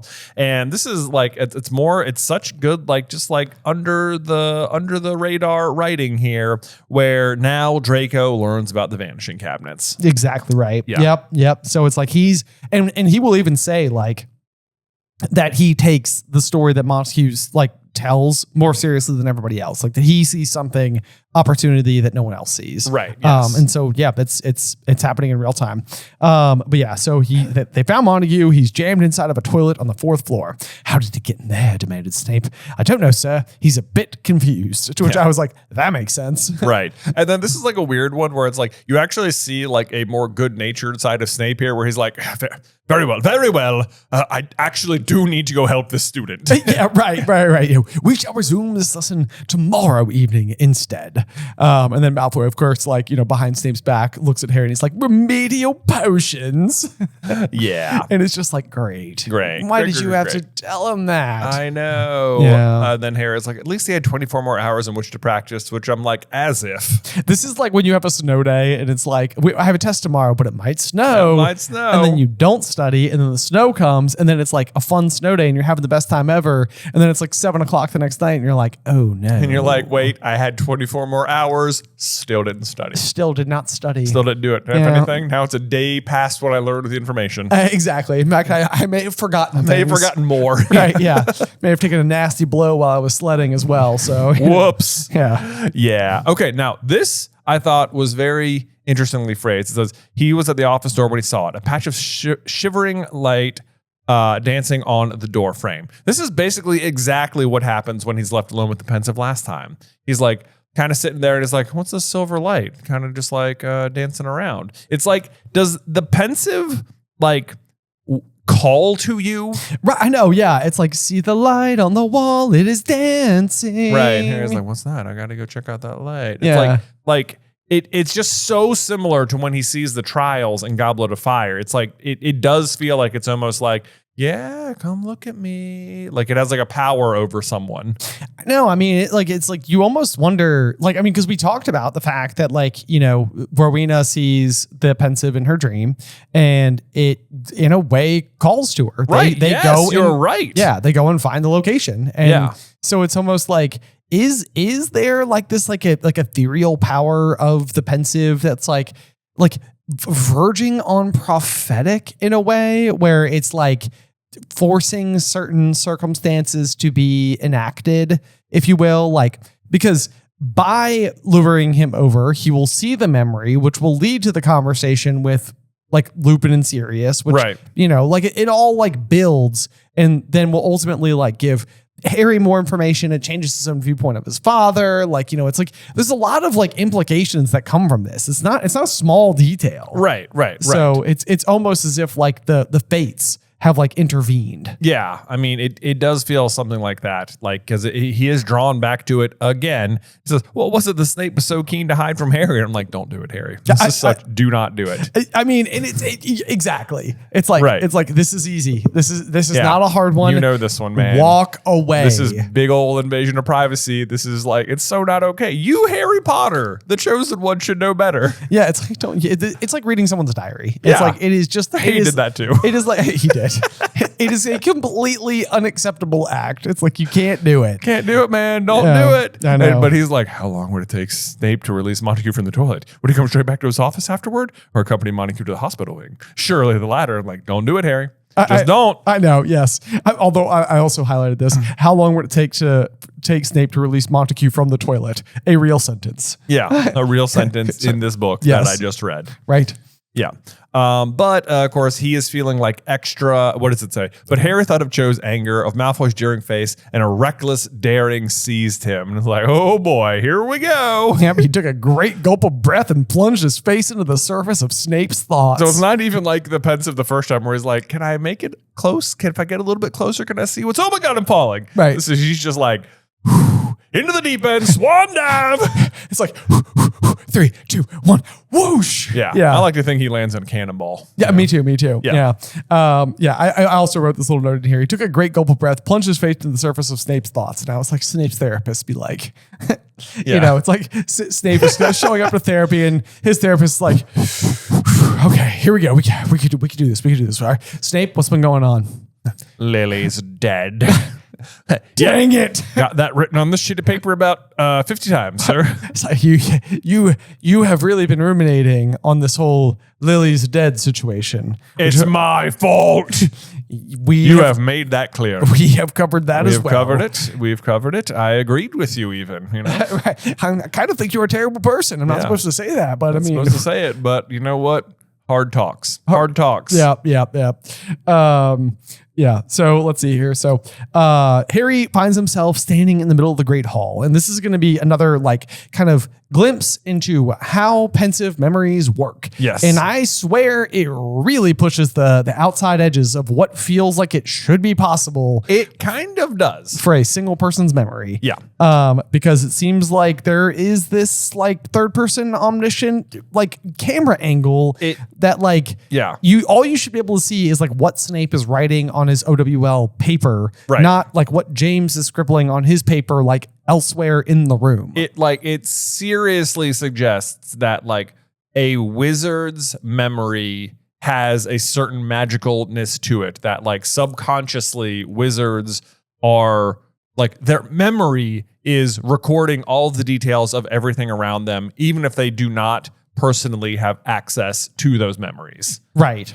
And you know what's funny? Like there's actually a phenomenal episode of Black Mirror about like a world where everybody has cameras in their eyes. Yes. And it causes this like husband-wife drama problem. It's a really fascinating thing where like the wife laughs slightly too hard at a joke a dinner guest makes, and it convinces the husband that his wife is like, cheating on him with that person or whatever, because it's like the joke wasn't that funny. And so he goes back and keeps like replaying it and replaying it and replaying it. But like, even in that instance where you've got like technology behind your eyes that can like record and recall all of everything you saw, you still have to be looking at it. Right. So it's like, you still only have the perspective that your eyes as the cameras could ultimately absorb. Right. And yeah, obviously this is stretching that. So I know that, we've talked about it before. I just think it's interesting. I feel like there's a lot to like take from that. It is. Also interesting is that it says, who's standing in the middle of the great hall, but the 4 house tables were gone. Instead, there were more than 100 smaller tables. So more than 100 is significant because what they're doing is taking their OWLs in the great hall. Which means it's just 5th years. Which means it's just 5th years, and yet there are over 100 of them. This challenges what we kind of know by more than double. More than double. Yeah, because the typical like student capacity that we operate under is sort of the 5 boys, 5 girls, evenly distributed across 4 houses. And like, it goes without saying that like, obviously that's not perfect every time. Right. Like it would be like unreasonable to think that it's like, as always, like you should technically be in Ravenclaw, but I already have 5 boys there. So yeah, it's not doing that, but it's just like roughly 40 students evenly split per year. Right. But so this is 100. That means that the birth rates going into this era were much, much, much higher. Much higher. Which, vaguely makes sense. Like and I think we've discussed it again before, but it's the idea that like during the rise and reign of Voldemort during the First Wizarding War, it's like, it is causing a lot of people to have fear about having kids. A lot of people are being killed, which could certainly be lowering numbers. So ultimately, by the time like Harry arrives at school, it's almost like numbers are way down because here they are, over 100. And then by the time Harry gets there, there's only 40 per year. Right. Yep. Unless the other thing we've talked about before is that like, we know that before Harry got to the school, that Slytherin had won the House Cup 7 years in a row. And part of our own theory about that is that because Voldemort was the one causing the war and most of his army is made of Slytherins and they were the ones winning, that less of them were being killed and less of them were afraid of having kids or anything. So there's a significant chance that the student population of Slytherin students has just been greater than the rest of the school. Right. And this is just something that like, you could look at any, high school sport, but there's, single A, double A, triple A, 4A, 5A, whatever. And you can literally just see like, if you go from double A to triple A, like the pool of talent just gets better. Right. So like we were like cross country runners in high school and it was just clear as day that you could go through and the single A winner would be a minute slower than the double A winner, which is a minute slower than the triple A winner. Right. And it's like you have a greater sample size, you're going to have more performance. Exactly. Like that's just like what comes down to it. So pretty much. But anyway, then we kind of get this like really rough description and we know that Snape's childhood has been terrible. But I do think there's a couple things we can take away from this particular scene, especially as it relates to how we see and view Snape.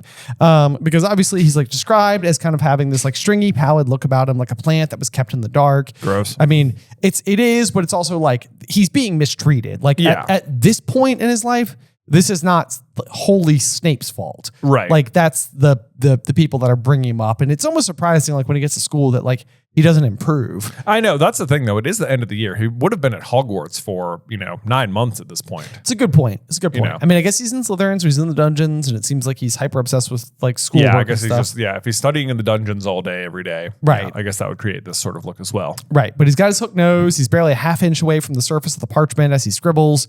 And we of course see that they are taking their defense against the dark arts ordinary wizarding level. Even that is a bit of a hint because Snape is like writing so much more, but what they're actually taking the test on is defense against the dark arts, which means he's very good at it. That's exactly what I was going to say, is that like, is there like a world? Because like Sirius tells us that like when Snape arrived at school, he knew more dark magic than most, people in 7th year or something like that. Like he gives some like basis for comparison as to how much he knew.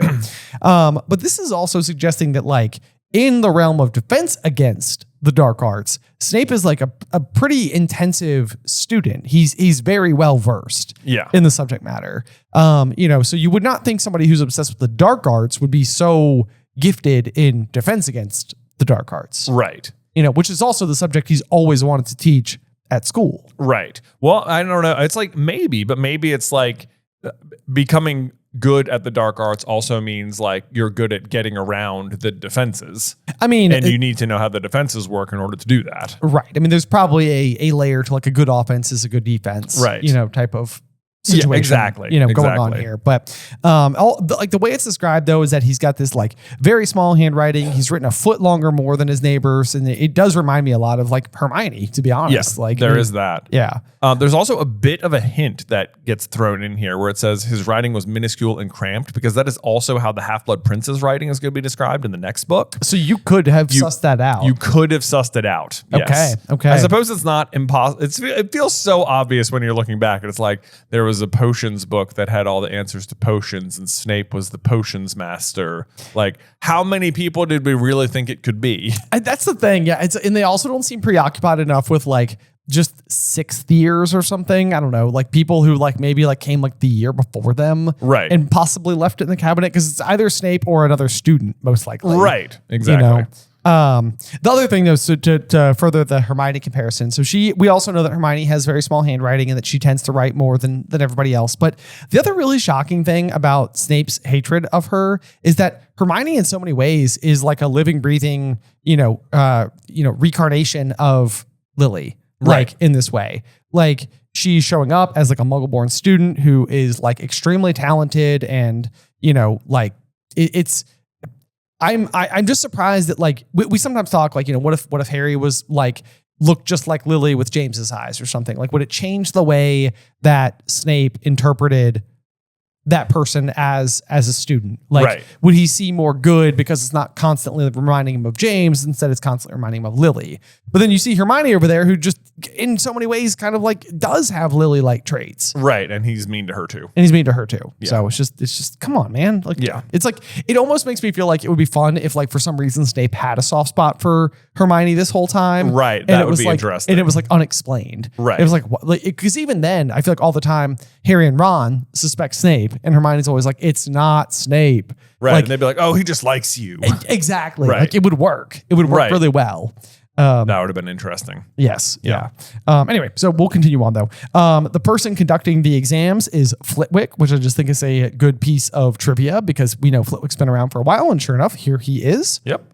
And then the next person Harry is going to notice is a boy with untidy black hair, very untidy black hair, and it's going to be his dad. He walks over and he gazes down at the 15-year-old father. Oh man, this would so be weird. It would be wild. Yeah. Just wild. Like, we only ever know our parents through the lens of them being our parents. And right. Like, depending on what age they had them, like I think dad was like 30 when when they had me. So, by the time I was 15, dad was 45. So it's like the idea of me being able to see what that would be like is so difficult. Right. Yes. Yeah. Yeah. You're so far away, and they didn't have, cameras and stuff. Not nearly in the same capacity. Not in the capacity now, yeah. Right, yeah. But then let's see, we get more descriptions of James. James' eyes were hazel, his nose was slightly longer than Harry's, and there was no scar on his forehead, but they had the same thin face, same mouth, same eyebrows, and their hair sticks back up in the same place. Almost exactly. Yeah, and I like this line so much. It says, it was as though he was looking at himself, but with deliberate mistakes. Deliberate mistakes. It's like, oh, that'd be so weird. It would be like, oh my gosh, it's like, it's me, but like slightly different. But like, I look weird. Yeah. Yep. But then, of course, with another shock of excitement, he sees Harry saw Sirius give James a thumbs up. Sirius was lounging in his chair at his ease, tilting it back on two legs. He was very good looking. His dark hair fell into his eyes with a sort of casual elegance neither James nor Harry could ever have achieved. Yeah. A girl sitting behind him was eyeing him hopefully, though he didn't seem to have noticed. Yeah. To me, and like, I know this is a little bit of a reach, but like, I know that some people do ship Sirius and James. This is a part of me where I'm like, I feel like Sirius is looking at James.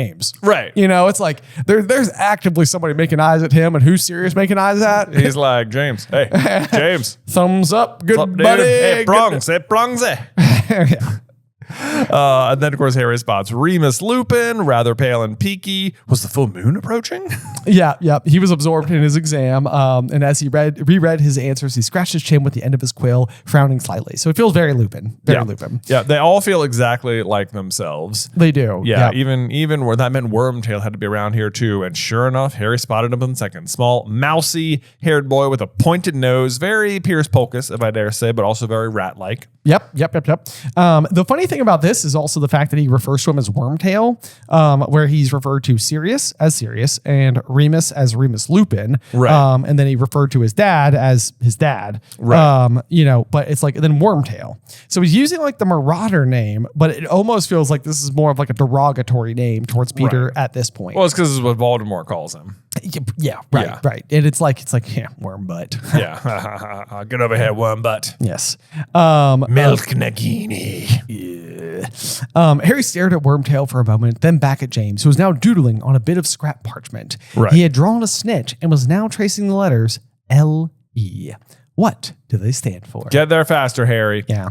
Also, this is where you wonder, like, this is a great example of like, what are the bounds of Snape's memory? He could have no way of knowing this was happening.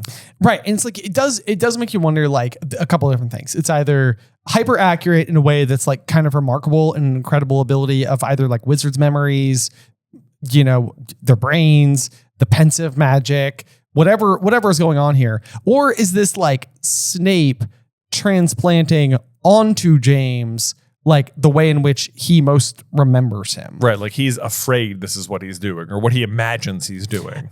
Exactly. Yes. And so then like even like the like, I mean, Lupin and Sirius will confirm the snitch thing. They'll be like, was he playing with the snitch? Which means like, that certainly happened. Right. But like, is any of this a caricature of James or is it wholly accurate? Because right. I tend to read it as wholly accurate. Me too. Yeah. Just for clarity's sake. Yeah. But, yes. But yeah. So anyway, somehow, some way, Snape is able to detect that that's happening on a completely different piece of parchment, seats away, even though Snape's own head is pressed against his parchment. All of his focus is on his own exam, and yet his memory remembers James Potter drawing L.E. inside of a snitch. Exactly. Right. Exactly. And then we get a quiz down, please. That means you too, Stebbins. Does Stebbins do something else? I feel like he gets called out again somewhere else. He does, and it's hilariously by Snape at the Yule Ball in year 4. Oh my gosh. Where he's in Hufflepuff House and Snape docks him 10 points. That means you too, Stebbins. Yep, exactly. That's so funny that Snape is the one who does it. I know, yeah. So it's like, it's hilarious because it's almost as if like there's a good possibility that Stebbins could have been the Stebbins that he's taking 10 points from father. Right. Or mother, I guess. Yeah, because we won't. No, father. Father. Yeah. And oh gosh, where was I going with it? It's possible that like maybe Stebbins was somebody who like laughed at him. Right. Yeah. Somebody who Snape also holds a grudge against. Right. And then Flitwick summons all the papers to him and more than 100 rolls of parchment. 100 again just confirms the large population in case you were like, well, maybe they had more desks than they needed. Doesn't matter. There's 100 rolls of parchment. So there we go. Yep. Confirmed. Boom. Yep. Harry looked down at his father, who hastily crossed out the L.E. he had been embellishing, jumped to his feet, stuffed his quill and exam question paper into his bag, which he slung over his back and stood waiting for Sirius to join him. Wait, what does he step in there? What does he put in his bag? It says the exam question paper into his bag. Question paper. Yes. Okay, so he takes this was confusing me. I was like, wait, did they still have their tests with them? I know, yeah. It's like a weird one where it's like, is this a situation where like you get to keep the test? Right. Because like I can tell you that I don't think I've ever taken a test in my life where they were like, yeah, keep it. Yeah, I know, right? Yeah, it feels like if I'm Harry, I'm like, hey, actually, let me see these questions real quick. Hold hold on. They reusing these things? Yeah. Right, yeah. How long do they keep this curriculum intact for? Exactly. We at least know there's a question about werewolves. We sure do. Which is what comes up right away.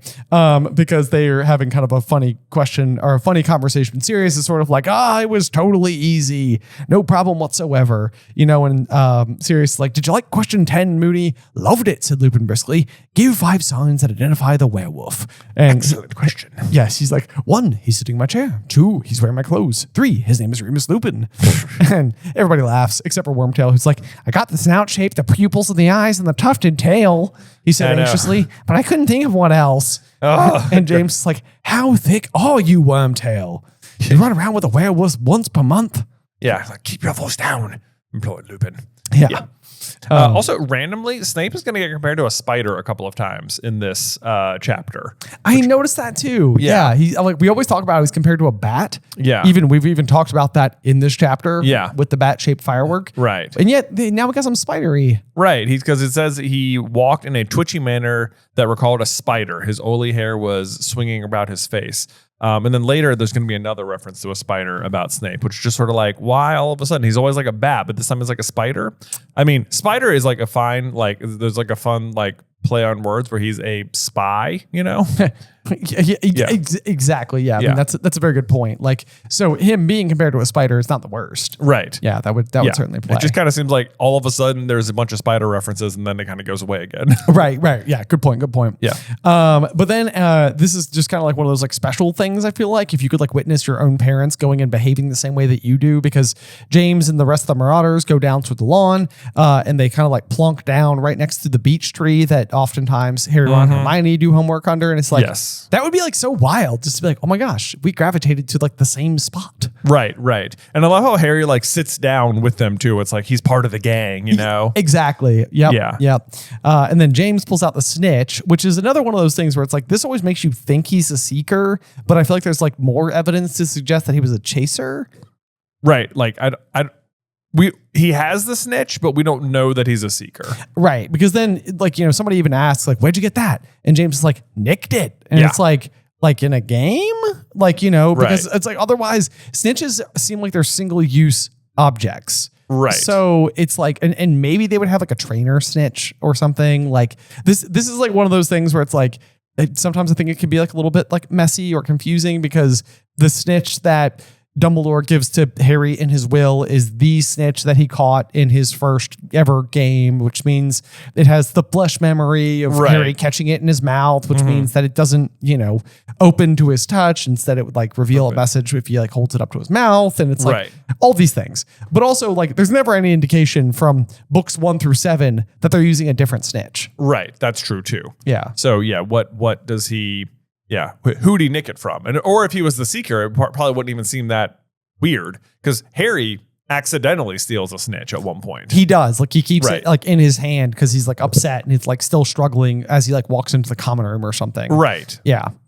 So so if he was the seeker, it might not seem that weird that he had a snitch. But if he's got a snitch and he's not the seeker, it might be like, oh, where'd you get the snitch? Exactly. Yeah. Yep. But it does sound like his reflexes are excellent. So I don't know, like maybe this is the kind of thing like if you play again, like, you know, like American football or something and you're a lineman, it's not like you don't still like just throwing a ball back and forth for fun. Right. True. Like, you know, it's maybe you would just do this. Right. I don't know. Yeah. Yeah, maybe everyone just has like, we got get the snitch out, you know. Exactly. I mean, it's not like, you know, like regulation snitch. Right, exactly. But you know, it helps with reflexes. It helps, but you know, if you can catch a snitch, you can catch a quaffle. Yeah. I love this description of Sirius. It says Sirius stared around at the students milling over the grass, looking rather haughty and bored, but very handsomely so. Yeah, right. Yes. Handsomely so. I look bored handsomely. Well, I feel like we're getting another little Marauders lesson here because it says like 1, Lupin had pulled out a book and was reading. 2, Sirius was staring around haughtily, looking handsome. 3, James was playing with the snitch, letting it zoom further and further away. And 4, Wormtail was watching him with his mouth open. Right. So it's sort of like every single person is doing exactly what those characters do. Right. Yes. And then like, even Wormtail just like looking up, being impressed by someone who's like more talented than himself. Exactly. Yeah. Yes. Yeah. So every time Snitch, you know, catches a particularly difficult one, Wormtail gasps and applauds. Yeah. And even Harry is like getting annoyed. He's getting annoyed with James. He's like, Harry wonder why James didn't tell Wormtail to get a grip on himself. Right. Like, exactly. Like, dude. Like, you're enjoying this? Right, yeah. So it's like Harry is so much more humble than James. Right. That it's like, why would you? It's like, put it away. Put it away. Right. just quit it. Right. Yeah. But James is, of course, he keeps looking over at the girls by the water's edge. So clearly what James is actually doing is probably something that plenty of us have done in our lives, which is try to impress somebody. Right. But Sirius is getting annoyed with Peter, and he's like, put that away before Wormtail wets himself from excitement. Right. And James is like, if it bothers you. And Harry has the distinct impression that Sirius was the only one for whom James would have stopped showing off. Interesting. Yeah. Yeah, I wish it was full moon. And Lupin was, of course, like, oh, yeah, do you? Do you? Yeah, right. Might be fun for you. Yeah, you might. We still got Transfiguration. If you're bored, you could test me. Here. So Hermione. I know, but then Sirius is like, I don't need to look at that rubbish. I know it all. Yeah. And it's sort of like, this is where you're like, is he just effortlessly this good? Right. Like, I mean, because it seems like it. It's, right. They talk about James and Sirius being the best at everything they do, but like Lupin has got that like studious nature. He right. he reads like a Ravenclaw, not like the way that he reads a book, but like the way that you view his character is as if this is somebody who like has an interest in learning and education. Meanwhile, it seems like James and Sirius just happen to know it all. Right. Yes. They just we just sort of innately get it. Right. And so they're not studying. Instead, James spots Sirius. This will liven you up, Padfoot. Look who it is. And here we go. Yeah. Yep. And he's like, oh, excellent. Snivelous. You know what's almost surprising is that all of this lead up is part of Snape's worst memory. Right. Like you almost feel like it could have just started with James catching the snitch, Sirius saying he's bored, and then spotting.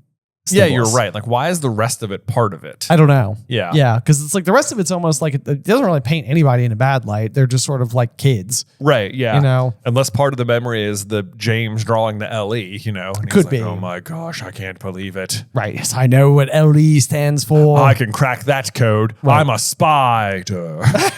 Nice one. Thank you. Yeah. So anyway, the reaction by the Marauders is interesting. Lupin is just sort of like, oh no, like I don't really love this, but I'm also not going to stop it. So I'll just keep reading my book, I guess. Yeah, but he's not reading his book. He's just sort of like staring at the book while taking in everything else. Right. Meanwhile, Wormtail is just like, oh, yay, exciting. Yay, awesome.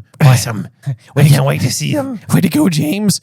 Or Snape, whoever wins. Yeah. I'm on your side. I'm on your side, whoever wins. Yeah. So, all right, Snivelous, said James loudly. And Snape reacted so fast as it was though he had been expecting an attack. Yeah. Dropping his bag, he plunged his hand into his robes, and his wand was halfway into the air when James shouted, Expelliarmus! Boom. Which is kind of crazy because it's like also Harry's signature spell. But which Snape taught him. Yeah, well, good point. Yeah. We've come full circle. Full triangle. Right, yes, Yeah. indeed. Snape's wand flew 12 feet in the air, in case anybody's keeping track. 12 feet. Yeah. Yeah, because it's not 13, it's 12. Right, exactly. Yeah. It's an Olympic sport. Expelliarmusing. Right, yeah. How high could he get it up? What'd you get, 12? Yeah, 12. 12.6, I think. Yeah, 12. Crochets. Yeah. Impedimenta, he said, pointing his wand at Snape, who was knocked off his feet halfway through a dive towards his own fallen wand. Yeah. And it's just like, now it's just 2-on-1 and Snape is wandless and it's just like, it's over. Yeah, it really isn't good. But this is also like one of those tropes that I really hate about all things high school is that like everyone else is coming over to like watch. Right. And it even said like others entertained. And it's like, Right. I'm like, if I saw this in school, like the best of me wants to believe I would like step in and help or try to break it up.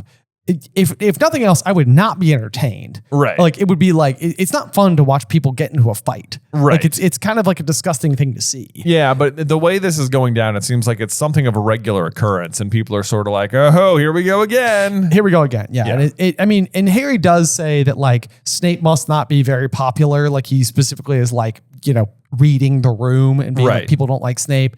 And so like part of me wonders if like Snape is antagonistic towards more people than just James. Right. And like part of it's almost like if Snape's not really in a position to be like a proper bully the way that we think of bullies. And I'm not defending James and his behavior at all because it's obviously so bad. Right. But it makes you wonder if like other people have beef with Snape. And so Right. it's like they're not just watching the Snape get picked on. They're like, look, man, you pick fights with everybody. Right.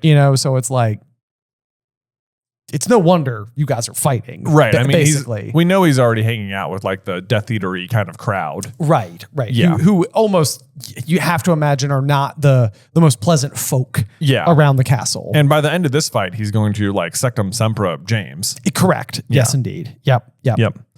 So now, what do we have here? Everyone's watching. Wormtail's on his feet now, watching hungrily, edging around Lupin to get a clearer view. So again, Peter just sort of like showing his true colors for anyone willing to notice. Right. And it almost even seems like his hanging back with Lupin is like, I don't really want to be involved with it until I know that like we're winning.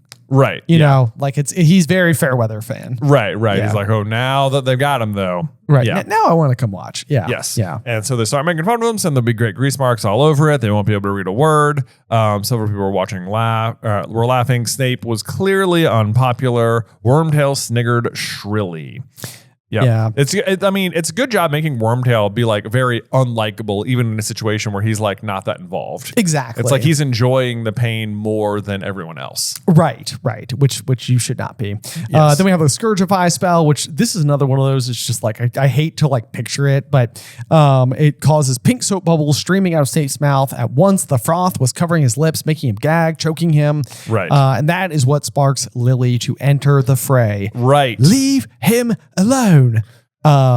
Yeah, and so James and Sirius looked around. James' free hand jumped to his hair again. Right. This is another one where it's like, if we wanted to assume or subscribe to a caricature situation, it feels like Snape would be like, yeah, look at you ruffling your hair again.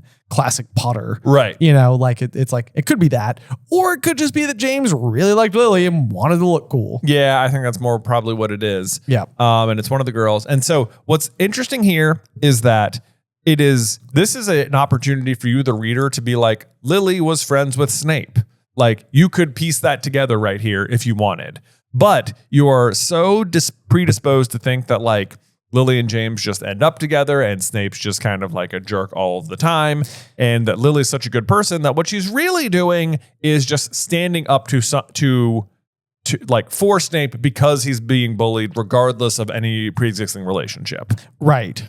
Now, and I mean, of course, like this is extremely thinly veiled anyway, because you know exactly who L.E. is when James is writing it. But I do think it's interesting that we don't learn the identity of the girl until James says, all right, Evans. And then leave him alone, Lily repeated. So it's like at bare minimum, we've switched the order of Evans and Lily. Right. So we get Evans first. Right. Yeah. There you go. Now we know exactly who it is. Well, and then, you know, she's like, what's he done to you? And he's like, well, it's more the fact that he exists, if you know what I mean. Which is just, not great. Not great. Yep. And then, we get a little update on Lupin, who's still apparently intent on his book. And it's just sort of like, Lupin really is the best of them, you know? Like, I mean, we've said it before. Yeah, when it comes down to it, like he's just, I mean, I guess he could stand up for Snape and that would probably be the right thing, or call, you know, for James and Sirius to back down, or just to stun Peter because it's the right thing to do. Right, yeah. You know, so I guess he could be involved, but I guess staying uninvolved is something. Yeah. So you think you're funny, she said coldly, but you're just an arrogant, bullying toe rag, Potter. Leave him alone. Yeah. And of course, he's just not taking any of this seriously. It's just, I will if you go out with me, Evans. Go on, go out with me. I'll never lay on no snively again. Yeah. It's sort of like, James, for a real question, do you think that would ever work? Right.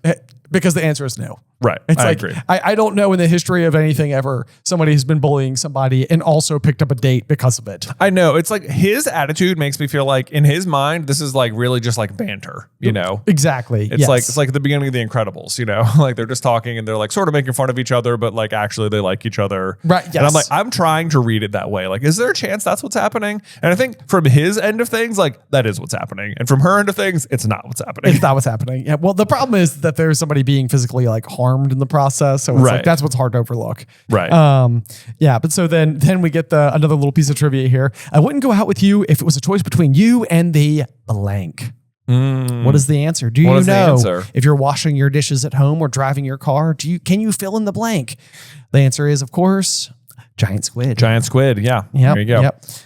But anyway, now in the brief nature of this conversation, Snape has broken free of the impedimenta jinx, grabbed his wand. There was a flash of light and a gash appeared on the side of James's face, spattering his robes with blood. So what spell this is Sectum Sempra. We won't actually find out what it is until Harry fights Draco with it in the following year.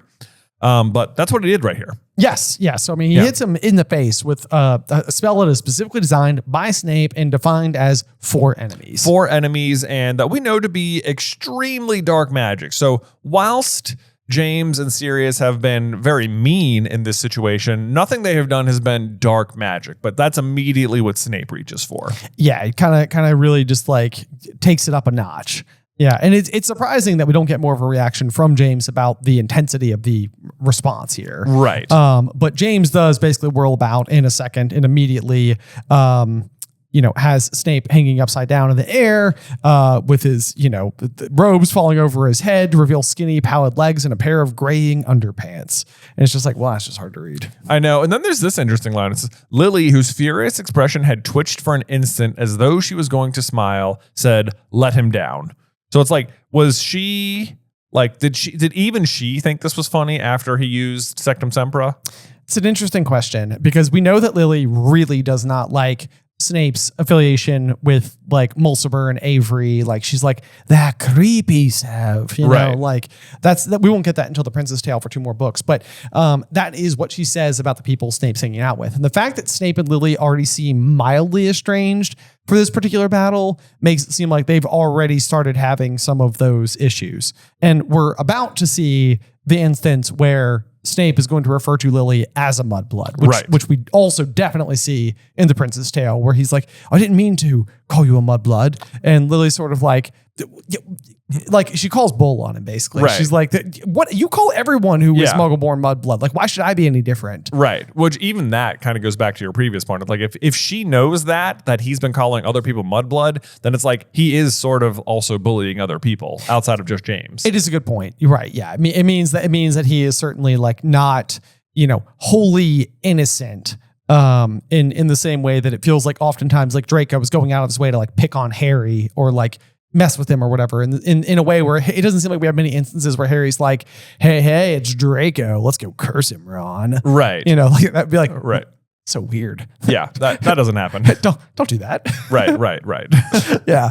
But anyway, so yeah, we get the "let him down." "Certainly," said James, and he jerked his wand upwards. Snape fell into a crumpled heap on the ground, disentangling himself, and he's about to cast another spell because I guess he doesn't quit. And Sirius like, "Petrificus totalis," and then once again Snape is on the ground, rigid as a board. Right, like the 2v1 nature of it. It's like James is able to like casually have this conversation with Lily and mess with Snape, and if there's even an opening Snape has, Sirius is there to just like, don't worry. I got your back. I got your back. Right. Yes. Yeah. Yeah. So let's see here.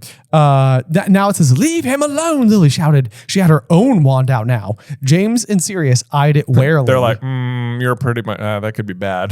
That's like one where I was like, man, this is respect, like on some level, because it's like, I think this means that James and Sirius are like, yeah, she's our equal. Like she is as good as we are, if not better. Yeah. Maybe, but he recovers pretty quick. He's like, heavens, don't make me hex you. Right. Yes. Yeah.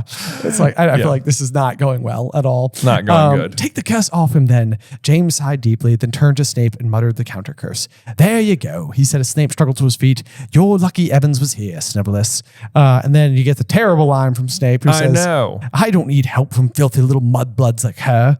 And Lily blinks, which you can almost hear. It's like that like audible blinking sound. Right. Like, blink, blink, blink, blink. She's just like, because like, especially when you know the full context that they've been like friends for like most of their lives. So she's just like, "Excuse me?" Or it's like, "I'm helping, friend." Right. Yes. "Fine," she said coolly. "I won't bother in the future."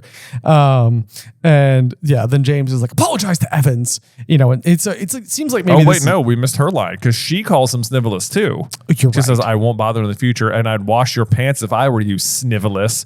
Death blow if you're Snape." That hurts. That's it. That hurts. That's it. Even Lily has turned on you. Oh my gosh. I'm not even rooting for Snape. I'm not rooting for James either. But like that's like one where it's like, oh, that hurts. That hurts. So bad. Yep. Yeah. But yeah, then "Apologize to Evans," James roared at Snape. And it's like this is one where I almost feel like James's moral compass may have come into play Right. a little bit. Like, I mean, as much as maybe he's putting on a little bit of a show and defending her honor and that type of thing or whatever. Something tells me that James does not take this kind of like commentary lightly, because he even like, we know like people don't say the name Voldemort, and then like Ron flinches at it for years and years and years. And it's Hermione finally saying it that causes Harry to like agree to do the DA or whatever. And, then Lily's like, I don't want you to make him apologize. You're as bad as he is. And James is like, I'd never call you up. You know what? Right, It's like he's not even going to say the word, you know? Like, yeah. I mean, he treats the words like mudblood, like everyone else treats Voldemort. Like to him, just as bad. yeah, it's like you don't say that. You don't say that. Like it's such an inappropriate thing to say. Right. Yeah. Yeah. But she pretty much calls him out, messing up your hair because you think it looks cool, like you've just got off your broomstick, showing off with that stupid snitch, walking down corridors, hexing anyone who annoys you just because you can. I'm surprised your broomstick can get off the ground with your fat head on it. You make me sick. And it's like, part of me is like, is she flirting? I don't know. I don't know. Is there a dance happening here? If there is, I mean, it's like the one thing you could say for it is that she is paying attention to him. Right. Like, it feels thin, wafer thin. Well, but like, okay, because it feels wafer thin, and Harry's going to be like, why did she marry him? She hated him. But like, Sirius and Lupin are both going to be like, nah, she didn't. Right. You know, it's like, nah. Right. I might have looked, she might have said something. It feels like there's like a thin line between love and hate type situation possibly going on, where it's sort of like, it's like, you're not who I want you to be, but also I can't help but be mildly impressed with you, and you are pretty cool, and you kind of have this nobility thing going on, but at the same time, you did defend me, but you were attacking someone that I liked, but then that person was mean to me, and yeah, it's all very convoluted, and I feel like there's meant to be egg on everyone's face here. Yeah, like, pretty much. Yeah, not a great situation for pretty much any of the Marauders or Lily or Snape. Yeah, which I mean, this all goes down to that massive. I know that we've beaten you guys to death with this comparison, but it's just Lupin is Hermione, Sirius is Ron, James is Harry, Peter is Neville, Lily is Ginny, and Snape is Luna. Snape is Luna, and the people really get upset about the Snape is Luna portion of it. But the thing is that it's like it's not what you think. Like the modern day crew is the better version of all of the Marauders plus Lily and Snape. Like they have all grown where each of their counterparts had not. You know? Right. Hermione's proud to be Muggle-born, whereas like Lupin is ashamed of who he is as a werewolf. You know, just as an example. But there are similarities like that amongst all of them. You know? Luna doesn't let her oddness define her, whereas Snape causes him to hole away. Right. Yeah. All of those. And this is pretty much the best example you get to see of all six of them together. Exactly. Yeah. Yes. But yeah, and then James, I love, he's like, what is it with her? Yeah. And Sirius is like, well, I might be reading between the lines here, but I'd say she thinks you're a bit conceited, mate. Yeah. It's like, oh, do you think so? Right, said James. You look furious now. Right. Yeah. Oh, man. And then he just goes right back to it, though. Yeah. Then there was a flash of light, and Snape was once again hanging upside down in the air. And it's just like, oh, gosh. Not great. But that's as far as we get, because then the real Snape returns with a pincer-like grip, pincer-like spider. Yep. There you go. Yep. Pulls Harry out, and with a thrill of horror, a fully grown adult-sized Snape standing right beside him, white with rage. Having fun? To which I bet he could read on Harry's mind. No. Yes. Nope. I wrote most certainly not. Certainly not. It's like zero fun, sir. Zero fun, sir. Nope. Yes. That's the honest truth. That actually wasn't very fun. No, I did not enjoy any of that. I'm sorry that I did it. Yeah. So been enjoying yourself, Potter? No, said Harry. No, not at all. It was scary. Snape's lip was shaking. His face was white. His teeth were bared. And it's like, yeah, that makes sense. Amusing man, your father, wasn't he? Which interesting thing he says here, right? Because it suggests that Snape does remember what he put in, like when he took the thought out, he didn't forget it. I think that there's a world where he could know the context of it, even if he doesn't know all the nitty-gritty details. Okay. All right. Or it could be like, it's a memory of like James picking on me. And so it's like, I know that James picked on me in other instances as well. Right. And that's what this memory is about. So I think he probably doesn't have this crystal clear memory parked inside of his brain. Maybe there's like a tracing of it. Right. You know, like a remnant of like where it's supposed to go when you put it back. Okay. I'm going to go with that because that makes more sense to me. Okay. Yep. And Snape is like, you will not tell anyone what you saw. And he's like, I definitely will not, except for Sirius and Lupin. Right. I must ask them whether or not any of it is true. Right. Unfortunately, it is. I will also tell Harry or Ron and Hermione. Right. Cool? We good? Those four are fine. Right?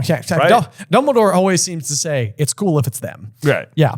Although it does say on the very next page, he had no desire at all to return to Gryffindor Tower so early, nor to tell Ron and Hermione what he had just seen. Right. And a portion of that is not just protecting Snape's identity. It's him grappling with the reality of who his dad was. Right. And this is difficult. Like, I remember this being difficult for me, the reader, the first time I read it, because it was like, wait, James wasn't good? Like, right. It's, we all want to make our parents proud, I feel like, on some level. I think that's like an instinct that exists somewhere inside of us. And when we get compared to our parents in a positive light, it tends to be the kind of thing that feels good. Right.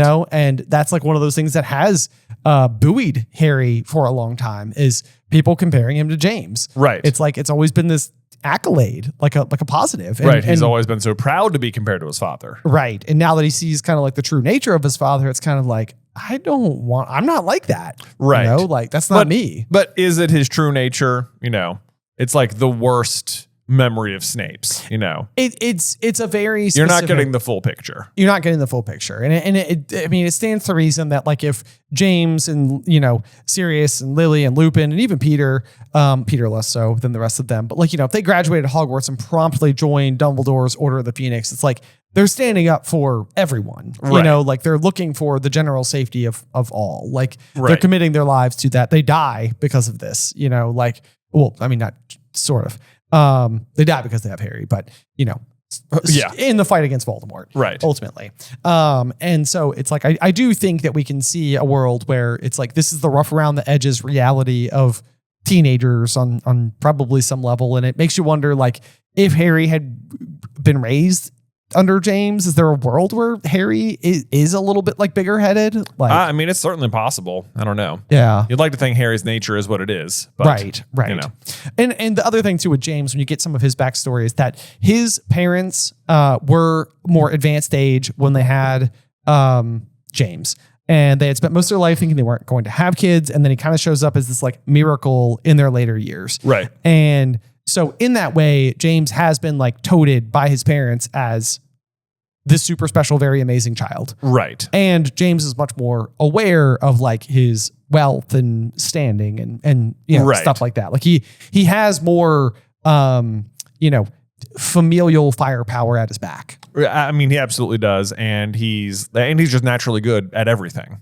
Yes. On top of it all. On top of it all. Yeah. Yeah. So it's like he has the performance to back it up. So like, Draco shows up thinking a lot of these same things. Right. Yes. It's like you can very much see the comparison. Like you could very much compare James and Draco and like almost even Harry and Snape, where like Snape comes from this place where he's basically abused, which is pretty much true of Harry. Right. He's the only kid with the dark hair. And then there's this other kid, James, and he's just this rich kid and everything's easy for him and he has everything he ever wanted and he thinks he's amazing and he is amazing and yeah. Right. Yeah. He's got his group of cronies and right. One of them's probably a werewolf and the other one's Wormtail and right. Yeah. Sirius is good looking and maybe in love with him. Yep, exactly. Yeah. But that being said, it does bring us to the end of chapter 28 with Harry realizing that his father had been possibly every bit as arrogant as Snape had always told him. Yeah. And it's so interesting because like if Snape doesn't call Lily a mudblood here, I wonder how much of a different experience Harry has. Because like that's the one thing, it's like James and Sirius are not being great in this moment. No. But Snape still says mudblood. So he still anchors himself as like a not great guy also. Absolutely. Right. Yes. Yeah. So, I mean, like I said, everybody walks away with egg on their face. Everyone walks away. But had Snape not said that, had he just been like completely like victim in this situation, which for the most part he is. But had he not doled out anything, would Harry's experience in the memory have been even more different? Like, would he have felt like real empathy for Snape? I mean, I would say there's a decent possibility of that. Yeah. I mean, it's like, seeing Snape throw around, a slur is not exactly the thing that's going to make you grant that sympathy. Right. Like, that's not going to be like top on your list. So Right. I think there's a world where, if Snape doesn't do that, because also like there's probably some confirmation because Lily feels more third party here. So like the fact that like Lily shows up and is not really on James's side and then kind of gets turned on by the person she's trying to help. It's almost like Lily's kind of like, all right, well, you're kind of a jerk too, man. Like, and it's like you might be more inclined to be like, out of everyone, Lily was the closest to being good. Good, absolutely. Yeah. Yeah. But anyway, so that will round us off for the chapter. Before we close out for the day, do we have a review? We sure do, Ben. Today's review comes from Pickletron. Oh, great name. I love right? that. Pickletron. Yes, Pickletron says, woo, clapping noises, cheering noises, clap, clap, clap, clap, clap, clap. Is that a good review? I don't know what they do for reviews on the live shows. Shrugs. Anyway, love the show. My question is, what if McGonagall, knowing fourth year Harry would be awkward with romance and knowing as a champion he was required to have a date, what if she set Harry and Hermione up before Victor Crumb had a chance to ask Hermione? Great job on show and good luck on tours. Oh, man. Yeah. So McGonagall basically stepped in and was sort of like, Granger, where do you go with Potter? Right. Or it's like, Potter, ask Miss Granger to go to the ball with you or whatever. It almost feels like the kind of thing where McGonagall would just step in and be like, listen, do it. Listen, look, because I actually think they're like, I could almost see it happening because when Beauxbaton and Durmstrang are about to arrive at the school, she's like, McGonagall is like, Longbottom, do not reveal you cannot perform a simple switching spell. Right. And she's like, Miss Patil, take that butterfly clip out of your hair or whatever, Right. And so it's like, I can see her just being like, we need to make a very good impression here. Harry, you're the Gryffindor. Look, I don't care. You're not going out with anyone I would know. Believe me. Right, yes. You're taking Miss Granger. Make a good impression on the school. She's the best student. Done. Done. Right. You're showing up with somebody who is like your age, in your house, will represent Gryffindor well. I know Miss Granger will not embarrass me. She'll probably guide you through everything the same way she guides you through everything else. Exactly. Like it's like, yeah. It does make a lot of sense. Like she's not trying to matchmake here. No, she's trying to matchmake. She's trying to like save face. Yeah, exactly. Yeah. Exactly. And it's clear that she does have that competitive, like spirit about her. Yeah. Like, we see it with Quidditch all the time with McGonagall. And here we are for the Triwizard Tournament. And it's sort of like, I want to represent Hogwarts well. Like I want to win. Right. Yeah. It would be so interesting because Harry could kind of be like, oh yeah, sure. I guess I'll go. Whatever. Probably solves one problem for me, Sure. Yeah. Yes. Maybe like a quicker conclusion. Sometimes it's almost surprising that Harry doesn't think to ask Hermione faster. It is surprising as well. But then I love the idea that like Crumb is like, trying to ask Hermione in the library. And she's like, oh, someone's already asked me. I said I'll go. It's like, why do you have a Scottish accent all of a sudden? That's us imitating. imitating. I do have a Scottish accent. Yeah, there you go. That's us imitating Cho when Harry goes, you want to go ball with me? Yeah. Go ball with me. Yeah. I said I'll go. Yeah. I said I'll go. So, is there a world where this goes over better, like with Ron, where like even on some level, like, because they've just, gotten better, as of November 23rd, I think, with the dragon. Like Ron's kind of like come off of like being mad at Harry. So if it happens after the dragon, and all of a sudden, like Ron's just sort of like, yeah, it makes sense, man. Like, right. Of course you go with Hermione. Like it makes like if he's not jealous. I can see Ron being okay with it up front.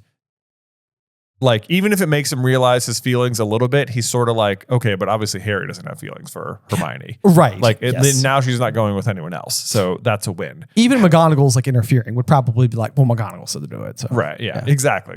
She's like, whatever. However, so then who does Ron probably go with? Ron probably just goes with Parvati then. Yeah, probably so. Ron goes with Parvati. Crumb just goes with some anybody. Just random girl. Probably anyone. Just goes with some random girl. Yeah. Roger Davies, I think. Crumb takes Roger Davies, obviously. Floor, who knows who she goes with. Right. Yeah. Cedric. Cedric still goes with Cho. Okay. I messed it up too much. I'm sorry. Yeah. Because I can imagine they get to the dance though, and Crumb, like, Harry and Ron still don't want to dance, and Crumb still asks Hermione to dance, and Harry's going to be like, yeah, whatever. Right, yeah, it's like, right. I did my part at the beginning. That was really the full size of it. He's like, sure, yeah, whatever. I can't imagine Harry cares. And Hermione would say yes. And then Ron would still feel jealous. And I could even see a world where Hermione's like, you weren't jealous when I was going with Harry.